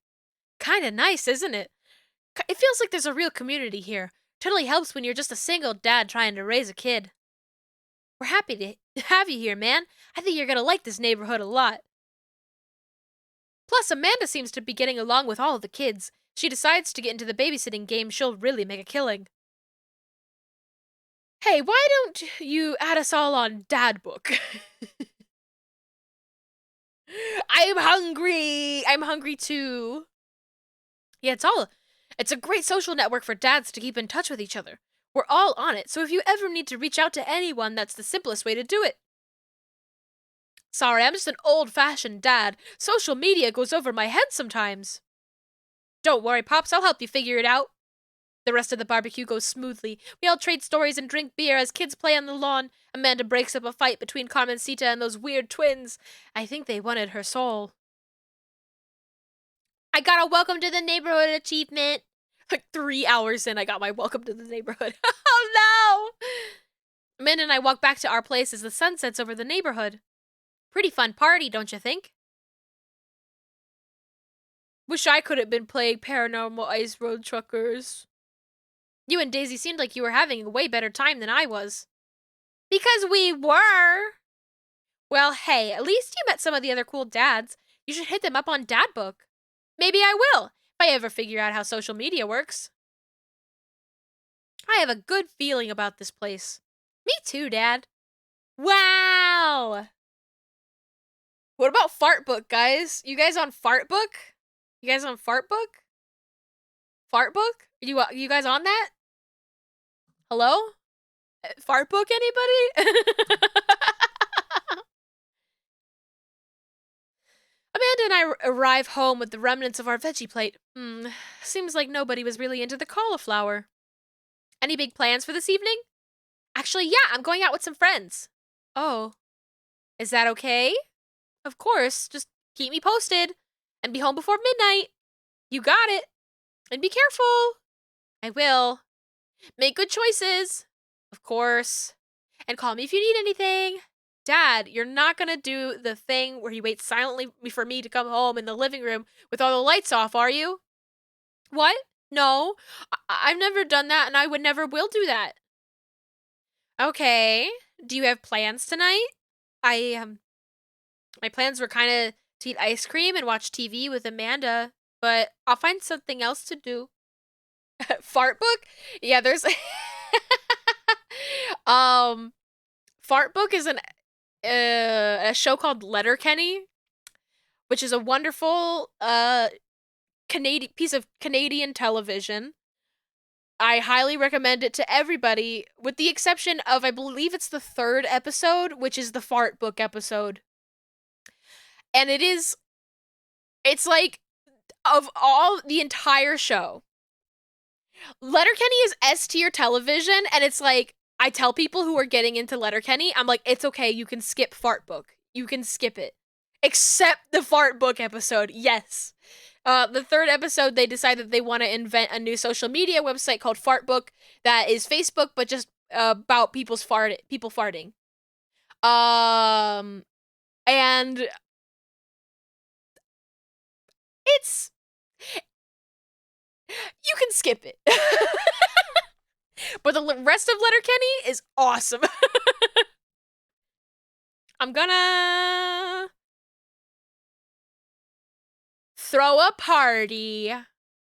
A real rager. All the other dads in the neighborhood are invited. I'll see if I can get you a spot on the list, but honestly, it's looking tight and you may just have to wait in line. I know the guy at the door. I'll get in, no problem. Later seasons are starting to be kind of meh too, but still good. I mean, that just happened. That's the nature of being on the air for a really long time. It's hard to sort of like keep up the energy of like the good seasons, you know?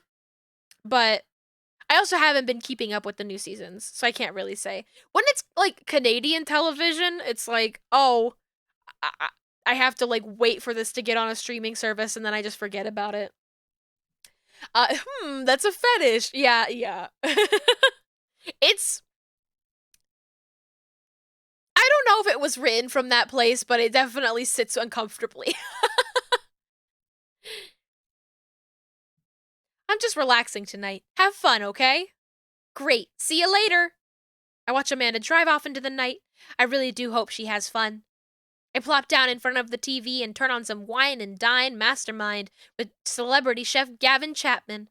Looks like Gavin's making a roasted rack of lamb with rosemary mashed potatoes. What the fuck is up with this game wanting to make me starve? This game is making me so hungry. I'm so hungry. The scene with Squirrely Dan talking about the date he has is probably the best thing I've ever seen. I think I know what scene you're talking about. I think Squirrely Dan is just probably one of my favorites in general. He's very feminist. I like him. And Paul, is it Polly and Shorzy? I know it's Shorzy. I'm forgetting the other guy's name. Jonesy. No, it's Riley and Jonesy. Riley and Jonesy, and then Shorzy is the guy who's like, Shorzy! He like makes fun of them. I love Riley and Jonesy. I would play like just like a clip from it, but I don't want to get copyright strikes. Looks like, okay, so mashed potatoes. Oh, I want to eat that. I'd love to be able to cook like that. Although I think if I was actually good at cooking, I'd use my powers for evil. Just like making baked Alaskas all day instead of any food of real nutritional substance. Man, Gavin Chapman just caught that thing on fire, but he meant to do it. What a professional. Pat made you watch the first 2 episodes, and all you remember that you weren't able to understand any of the characters. Yeah, their accents are very thick, and they talk very fast. Canadian too thick. Yeah, that's definitely a subtitler. Like, if you're not, like, used to keeping up with slang. There are some fun, pathetic men in it, though.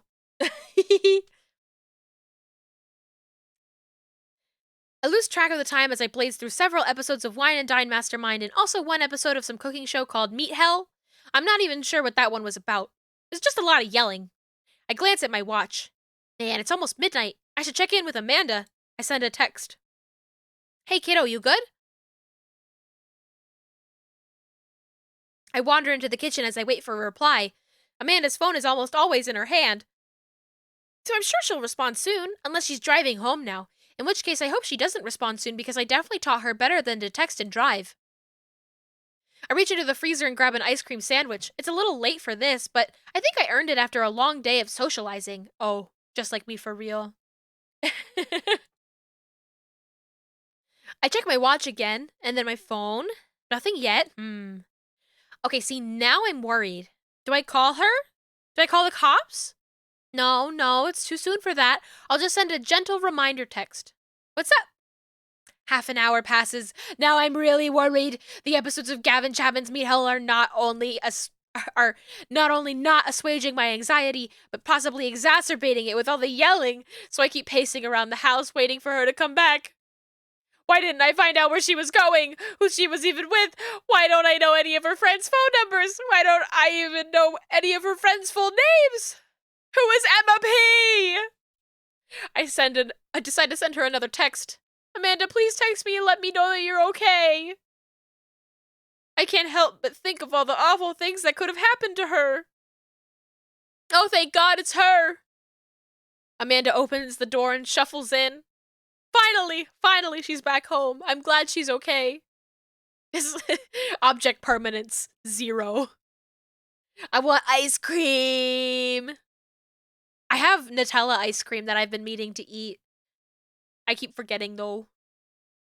So, sweetie, thank God you're safe. Yep. But now that I know she's okay, I'm really mad. Why didn't you answer my texts? Amanda pulls her phone out of her pocket. Oh, whoops. I guess I didn't see those. She starts to walk to her room. Amanda Ann! Whoa, we're pulling out the middle name now? Amanda, you came home an hour and a half after curfew, and you didn't respond to any of my texts. You really freaked me out. I was about to call the cops. Dad, you're seriously overreacting. You're not gonna be like this when I go off to school, are you? I don't like your attitude. I have a right to be. I was scared. Amanda Ann Jersey. You weren't responding, and it was just like when your dad... I had to stop myself from tearing up. Oh, Dad, I didn't mean to. I sit down on the couch and put my head in my hands. I feel very tired all of a sudden. You really scared me. Just, please don't do that again. All right. I'm gonna go to bed now. Amanda closes the door to her room and I head to mine. Jeez.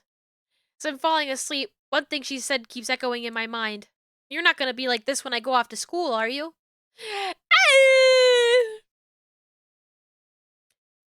I definitely didn't sleep well last night. I brew some strong coffee and make some scrambled eggs for Amanda as a peace offering. She eventually wanders into the kitchen. Hey, I thought about what you said last night. I should have texted you. I said I was gonna do it and I didn't. I honestly didn't even think about it. I'm really sorry, Pops. I won't do it again. Well, I trust you to make good choices. I also thought about it, and I'll try to give you your space from here on out. I gotta trust that you can take care of yourself. Team Jersey! Team Jersey! Amanda gives me a hug. Want some eggs? You know it. Sprinkle some cheese on them? Already did. Fuck, I want eggs too! Ow! This game's making me so hungry. Amanda scarfs down the eggs in the time it takes me to wash the pan. All right, I'm off to school. Smell you later. Wait, one more thing before you go. What? What's Dad Book? It's a social media platform. What? What? What's a social media platform? Dad, I have to go to school.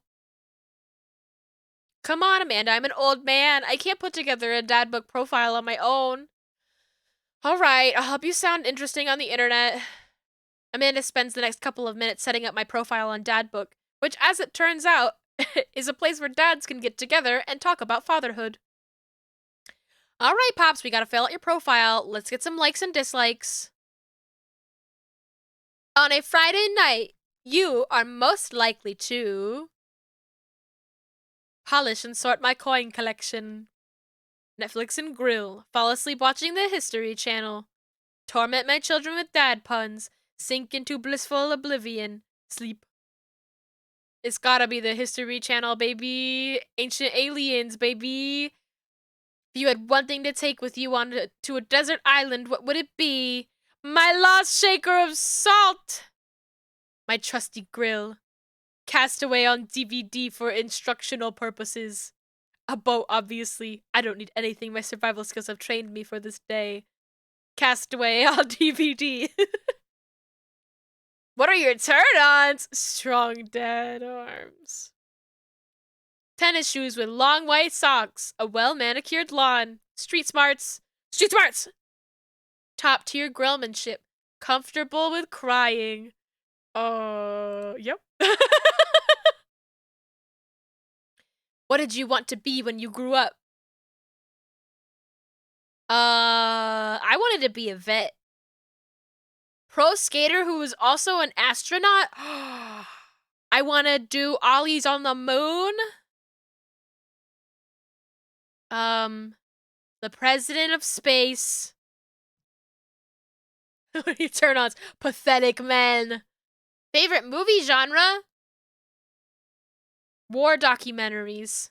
Sean Connery's entire filmography. Anything on Laserdisc. Romantic comedies. Whatever will make me cry. Old comedies that haven't aged well. Pat? Pat? If there were 2 astronauts on the moon and one did an ollie, would that be sick or what? Yes. Mission status. Sick! You said my name for that and not Sean Connery? Well, you have 2 options here now. Comfortable with crying. I did that in front of my GF 3 whole times before you started dating. Oh, I just cry at the drop of a pin. And honestly, I have a ranking system. My opinion of whether a movie is good or not is whether or not it makes me cry, usually. So, what's your ideal date? Oh, 1,000-piece puzzle! Arson. Being emotionally vulnerable. Trying to geocache, but getting hopelessly lost? That actually sounds... I would love that. I would love to do that. What do you never leave home without? My sick vape!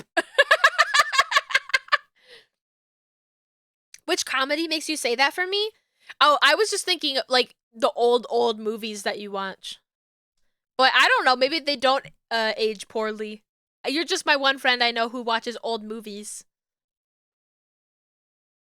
Borat is an old movie that, well, it was not appropriate when it came out. It's nothing about Borat was it was moldy when it came out. But it's it's just that kind of cheese where it's yeah, cheese is mold, kind of, technically. Borat was fucked up from the start. A cool knife. A sensible cardigan. Book of word jumbles and a pen. These suck. I'll take a cool knife. Spent a lot of time thinking about conspiracy theories, how proud I am of my child. Potential ends of the world. If I'll ever be able to love myself as much as I love my grill. When I can get a next cup of coffee. Lawnmower modifications. How proud I am of my child. Profile complete. See, that wasn't so bad. Yeah, that was actually kind of fun. I could totally spend all day on here just looking at people's profiles. You should message one of them. Maybe more than one of them. All these dads seem pretty interesting. Okay, I'll promise I'll make some friends. Amanda gives me a hug. Go get 'em, Dad. Wow! You've got dads.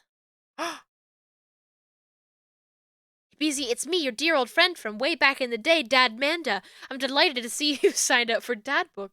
They've recently added this exciting new messenger service, so you may find yourself receiving messages from other dads like myself. Take care not to miss them.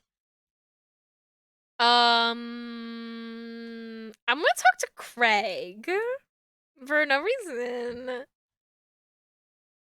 Dad of 3, business entrepreneur, fitness enthusiast, juggling work, family, and fitness is a tough gig, but someone's gotta do it. Friday night, you're most likely to get one last good cardio session in. If you had one thing to take with you to a desert island, what would it be? A box of energy bars.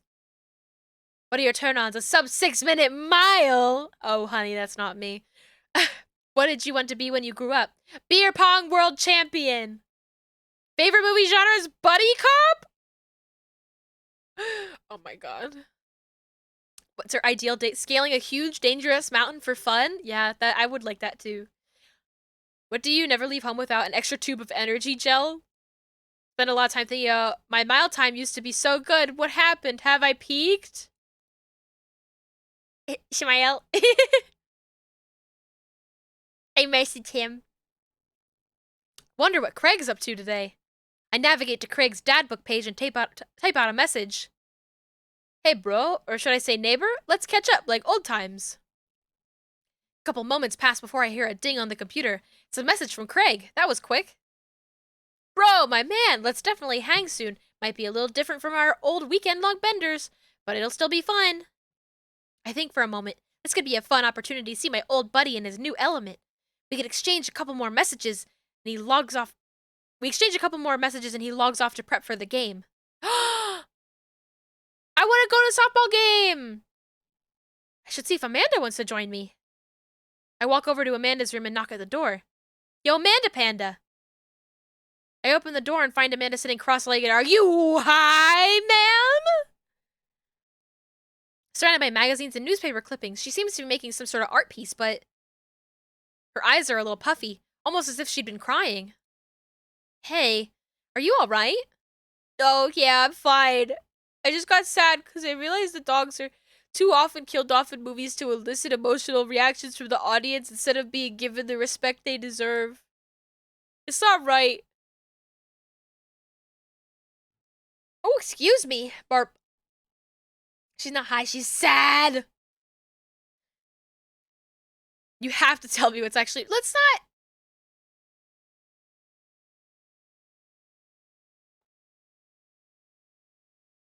She'll tell me when she's ready. She'll tell me when she's ready. Dogs deserve better than this. Every time a dog gets introduced in a movie, I get nervous because 9 times out of 10 that dog's gonna die by the end. I can watch a movie where people die and be unfazed, but the moment a dog dies, I'm out. Gosh, sad dog death movies take up a whole genre. There are too many.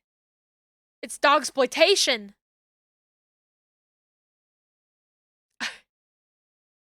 I'll change the subject. What you working on? Just a collage for class. We're supposed to make a piece that represents our goals for the future. Ah, I see. I take a closer look at her collage. That's a lot of dogs. It's mostly dogs, yeah. Did you need something? Craig invited us to a softball game. You want to go? Remember that one time you signed me up for softball and you bought me all the gear and then you took me to the first game and someone hit a ball towards me and I ran off the field crying? And then you hid in the dugout and would scream if I tried to pick you up? Yes. I was afraid of baseballs. I thought you were a gigantic, sentient softball. So does that mean you don't want to go? Amanda gets up and looks me dead in the eye, determined. I'm finally ready to face my fears head on. Let's do this. Amanda and I make the short drive out to the local softball field. For a kid's softball game, it's pretty packed. We clamber up the bleachers and take our seats on the top row. I don't see Craig anywhere. So when do the kids start crying and running off the field? You know that your relationship with softball is different from everyone else's relationship with softball, right? Okay, but if I don't see some kids cry, I'm gonna be pretty disappointed.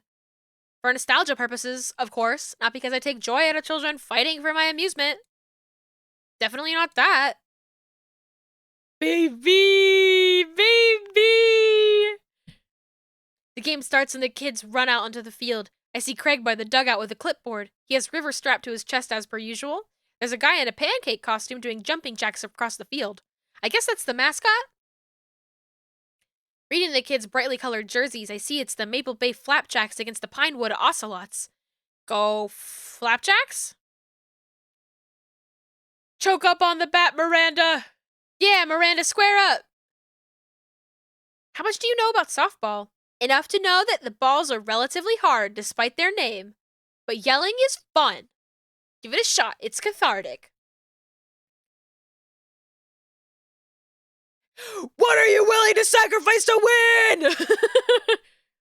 Leave it all out on the field, Miranda. If you want this, you're gonna have to bleed for it. Who I assume to be Miranda's father gives me a dirty look. I shoot it back at him. That attitude isn't going to bring Miranda to D1. Dad, please don't fight any other dads while we're out here. We watch a couple of innings of softball. They aren't ready for the major leagues yet, but Craig's trained his team pretty well. Seems like he's really good with kids. Keg stand Craig is good with children. Whoa! It's amazing how hard they're hitting the ball and how no one has run off the field crying yet. Amanda, dear, you have to let it go. Let what go? I'm perfectly fine. The opposing team is up at bat. They hit a fly ball out into center field. The tiny girl tries to get under the ball, but it misses her glove and it hits her straight in the forehead. See? It's a completely justifiable fear. The girl plops down on the grass and starts crying. Craig makes a beeline to her, checking her forehead and comforting her until her parents arrive. He carries her off the field as she sobs. Can you imagine this man you get hit with a softball, you're crying on the field, and this man with a baby strapped to his chest picks you up to take you off the field? Just like, I'm imagining, like, it being held like that, and there's, like, a baby, like, right next to my face, and we're just, like, staring at each other. Man, it's strange to think about how this guy who once backflipped off a roof and into a pool while shotgunning a beer, he's so responsible now. The game resumes after the girl calms down a bit, and we watch a couple more innings. Craig's team is crushing the other team in the 9th inning. The Ocelots seem to have given up by this point. I see one outfielder eating fistfuls of grass.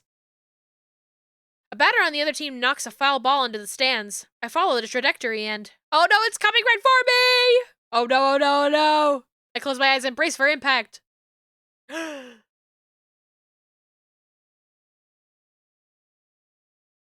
open my eyes and look over to see Amanda holding the softball, staring at it in amazement. I caught the ball! You saved me! I caught the ball!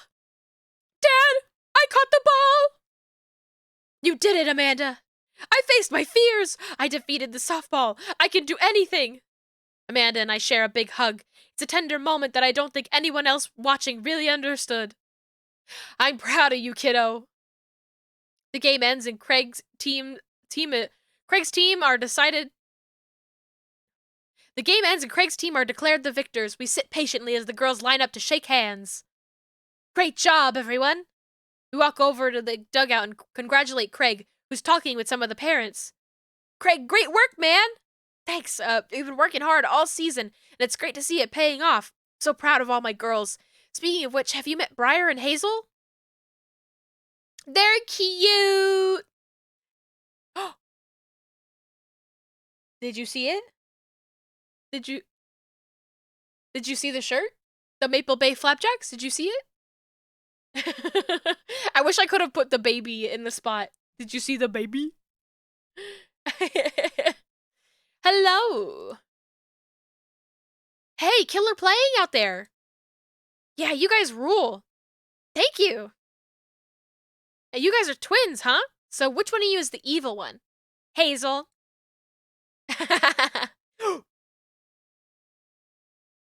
Ah! Putting me through the wash cycle. Thank you, dog with the hat. Ow! Everyone's bullying me now. Ah!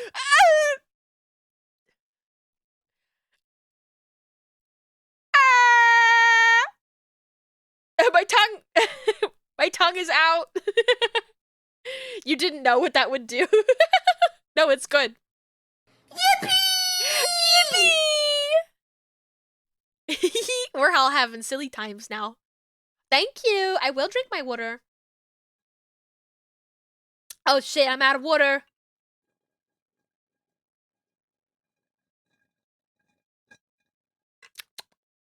That's it. That's all of it.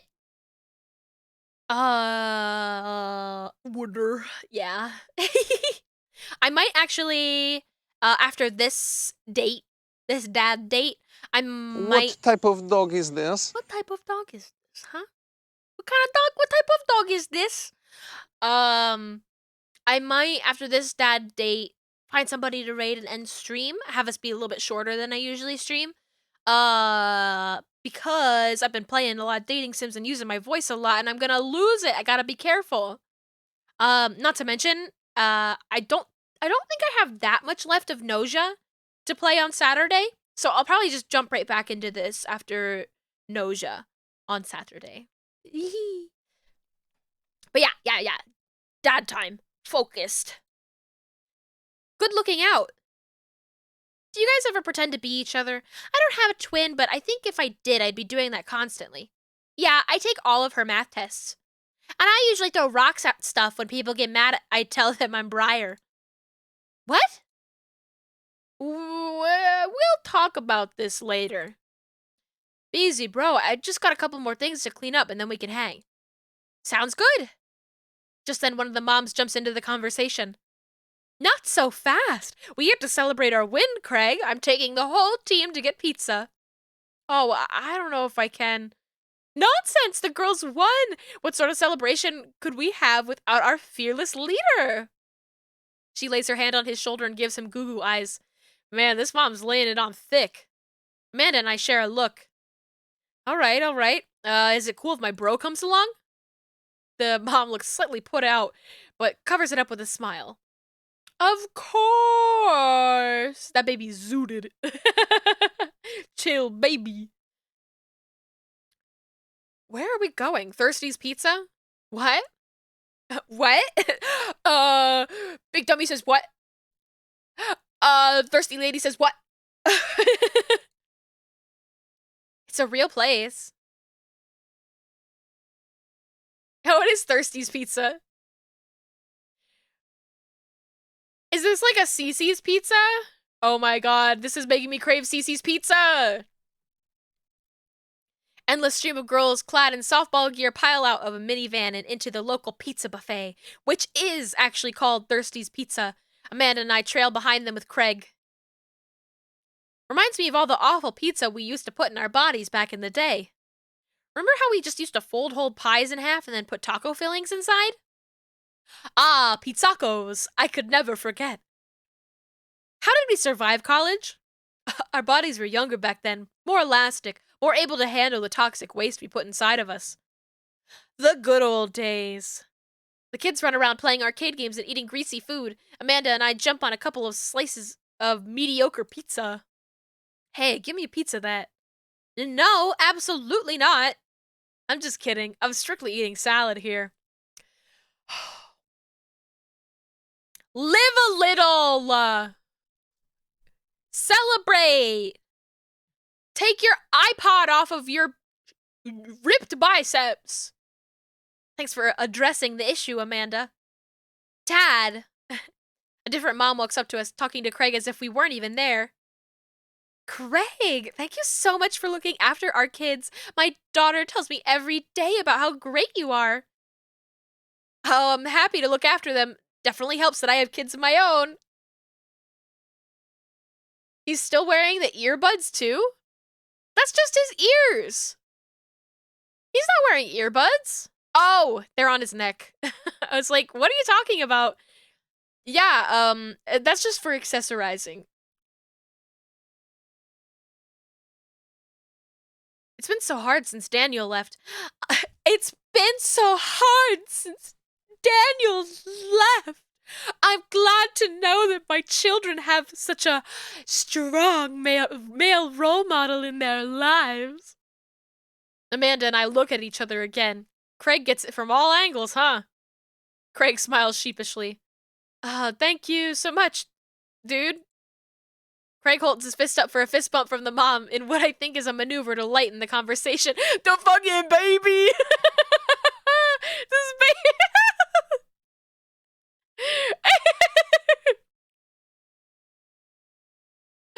Look at this baby's face!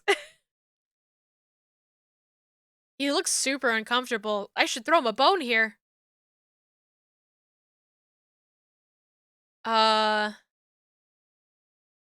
Create a diversion. My voice, you can tell, you can hear that my voice is gone. It's going. Anytime that I attempt to bring my voice a little bit lower, it just, like, does more damage. Pull up the first thing that comes to mind. Who watched Long Haul Paranormal Ice Road Ghost Truckers last night? What? Cal and Flint Dogbone visited a truck stop that was also a cemetery and led to an exorcism of a ghost that was haunting the hot dog grill. I nudged Amanda for support.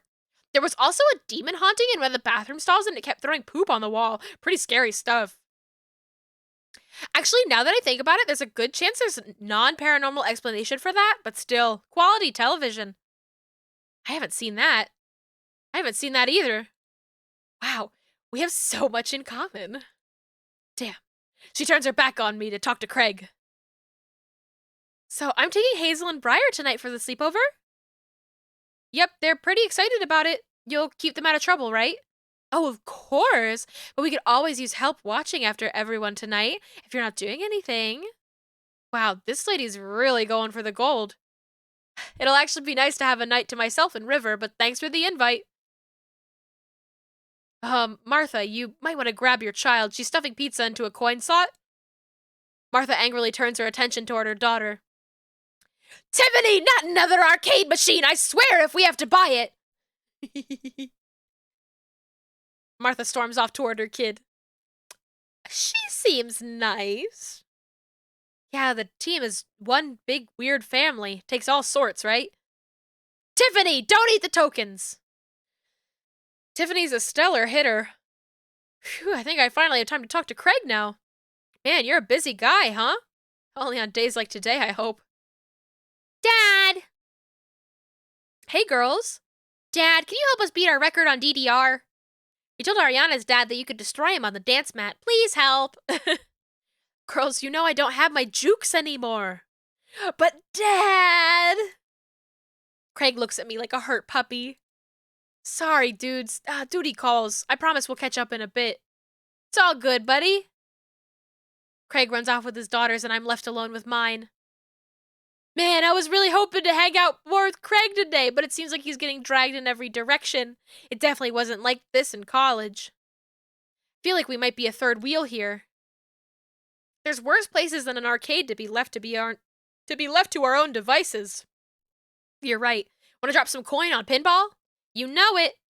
Amanda and I pull up to a machine that's feeling pretty hot and get to work. I'm a little rusty, but the pinball wizard within me will never die. I pull out a decent score and then challenge Amanda to top mine. And immediately she gets multi-ball. Looks like she takes after her father. You're pretty good. Don't patronize me. Hey, just trying to pay a compliment. Amanda shushes me. She's in her zen zone. She fights valiantly, racking up points by the millions. She's this close to beating my score, but I feel honored just to be able to watch. You're friends with Craig, right? Janet from earlier walks up and leans on the pinball machine. Yeah, we went to college together. Please don't lean on my thing. Huh, that's so interesting. Do you know if he's, like, available? Oh, I honestly don't know if I could say. Seriously, you're gonna make it tilt. It's just that it seems like it's so much work to watch after his kids. Don't you think it would be great if he... Lady, I swear to God! All of a sudden, a buzzer sounds and the game is over. Janet made the pinball machine tilt. You stone harpy! What? I said I have to go over there now and put pizza in my mouth so I don't say anything that'll hurt your feelings. Amanda. Bro! What's going on? Now's our chance. If we don't get out of here now, we're stuck for the rest of the night. I wrangle Amanda and say some quick goodbyes with Craig. We head out of the pizza place, finally! Amanda promises she'll keep the couch warm for me and heads home. Yay! Hope you don't mind me bringing you back here, bro. Not at all, dude. It's good to finally get you out of myself for a second. Get you out of myself. River burps. Well, almost all to myself. Hold up.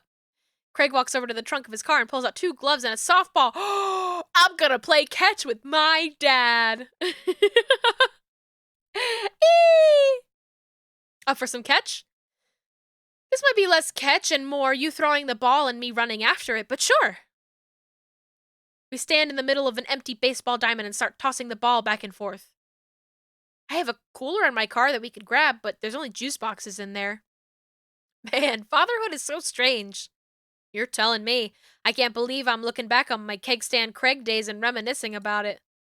Those are some good times. I don't know anyone else who could pull off the rare horizontal keg stand. It was a feat of discipline, bro. Trust me. I haven't properly hung out with Craig in so long. I don't even know where to begin. Um, well, ask about his kids. Yeah, he wants to talk about his kids. Throwing balls in the baby direction. Aiming directly for the baby's head. He has this baby on him 24/7, huh? He did not have the baby on him at the cookout, I think. Maybe one of the things he was babyless. And I was like, "Oh, where's the baby?" Can't believe you're a father of 3. Neither can I. You know me, I'm an indecisive person. You switched your major 4 times? Yeah, I had no idea what I wanted to do with my life. But raising kids, when Briar and Hazel were born, it all finally made sense. It was like all the time I had spent trying to figure things out led to them. I couldn't be happier about it. I don't think I've ever cared about anything as much as I care about them. Oh! A red laser dot moves over River's forehead. No! The baby! At the gym, he didn't have the baby. That's right. When we had our gym workout. I had the exact same feeling when Amanda was born. It was the best thing to ever happen to me. It could be the only thing that ever happened to me, and I would still be proud of the life I lived. Softball. So, is softball coach the life you wanted, or was it the life that was thrust upon you? I'll admit I was hesitant at first. Briar and Hazel had so much energy, we just had to get them into sports, but no one was there to run the team. The more I did it, the more I saw how much it meant to all the girls. I'm worried there'd be a riot if I quit. I would also be afraid of a bunch of tiny children with metal bats. They're quick and they work as a team. I've trained them too well. They'd take you down like a pack of velociraptors on a T-Rex. Oh, exactly. Business? So you run a business now? Yep. We sell fitness gear, imports and exports mostly, but we're coming up with our own line of athleisure wear soon. I nod. I mostly use my sweatpants for watching TV, and not, sweating. Sounds like he'd make a killing. If you ever need athletic gear, I've got your back. You could sponsor me. I'll rep your athleisure wear brand while I mow my lawn. That is the glamorous lifestyle we're catering to, yes. It's nice out here. Quiet. Must be good to get away from the softball moms for a bit, huh? Christ, Janet. Yeah, that was a lot. Are they always like that? Actually, this wasn't nearly as bad. Yikes. I'm just so not interested. Well, what are you interested in? Men! Peace and quiet. That hot, hot silence. My ultimate sexual fantasy is sleeping in on a Saturday. But more seriously, I just can't get back into dating right now. I couldn't even if I wanted to. There's no time. And I feel so uncomfortable trying to introduce a stranger into my girls' lives. They've already been through so much. I can't put them through that. Buddy, I hear you. So the moms can hit on me all they want, but the girls are my top priority. Hit softballs. Don't get hit on by moms. You're doing a great job. Those kids love you. And to add to that, the whole team loves you. I think you got this dad thing down right. Thanks, bro. That means a lot coming from you. While I'm distracted, I miss the softball and it hits me right on the head. Oh, you don't need to date. If you don't need to date, then what about me? What about me? Wow, that hurts. Amanda was right all along. Sorry, dude. Craig runs over to me. Are you okay? Yeah, I'm fine. Wait, let me do the dad thing for a second. Okay. I need CPR. Craig spends a moment examining my head. It's worse than I thought. Oh, I have dumb bitch disease. Don't tell me you have to kiss it to make it better. You would be so lucky.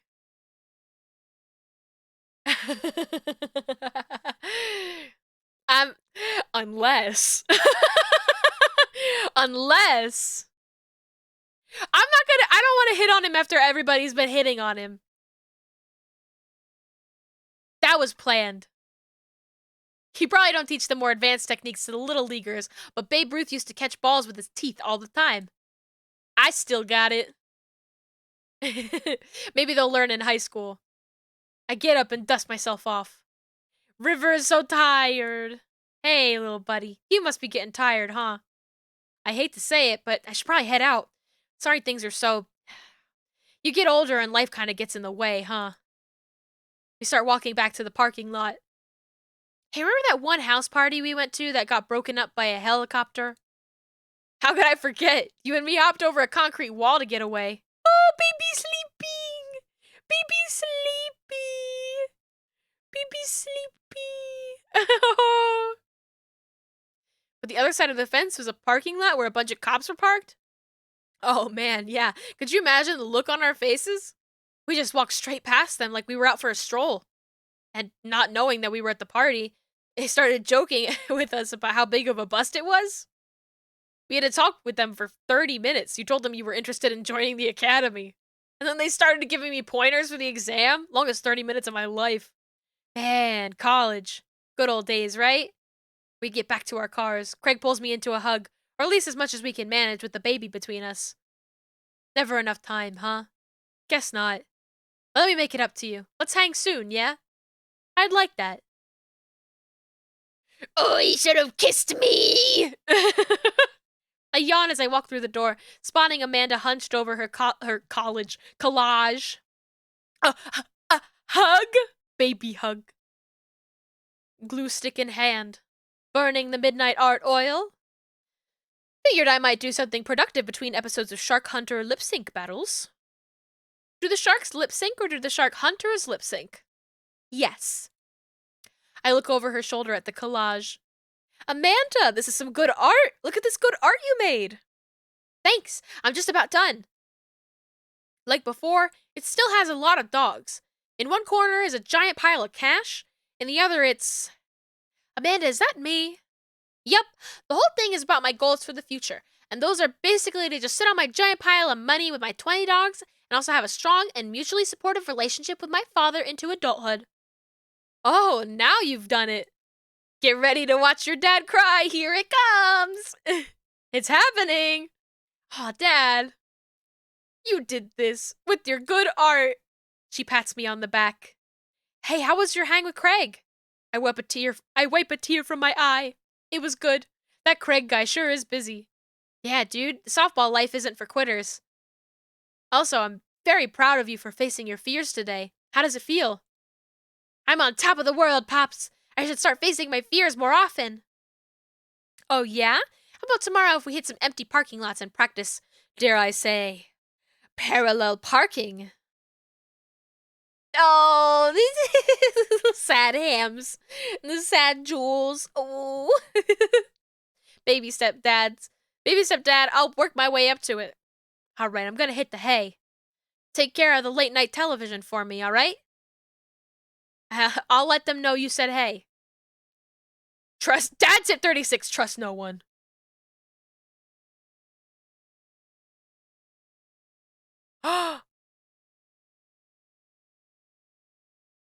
Hey!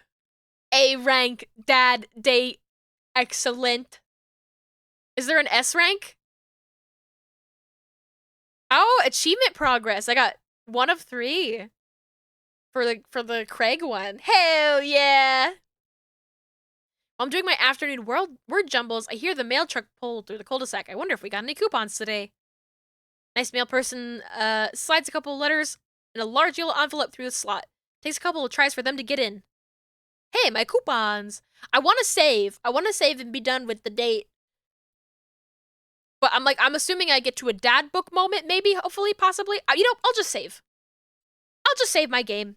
And let's see who's online right now. We can go send a funny raid over to some people. Ooh, let's just, let's go back to the title.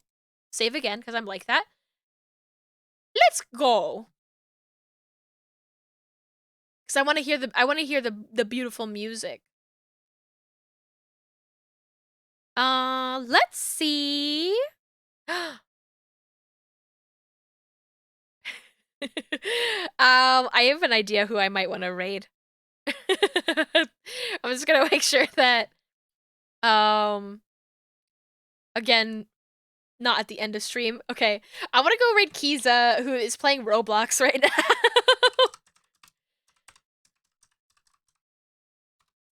Let's go say hi to Kiza. Thank you, everybody, for hanging out with me for Dream Daddy. I'm gonna be playing more on Saturday, okay? So I'm gonna be beating Noja and playing more Dream Daddy. It should be a lot of fun. If I don't complete it Saturday, I'll probably play it more next week, too. Thank you all so much for hanging out with me. You're all very, very sexy for spending your time with me. I hope that the rest of your Valentine's week is lovely and that you get to eat some good food today because I'm fucking hungry now because of this game. Go eat some good food. Go drink some good water. And yeah, have a good time zone. Thank you so, so much. You're all so cool. You're all daddies in my book. Daddy non-gendered. Thank you, thank you. Have a good one. Bye!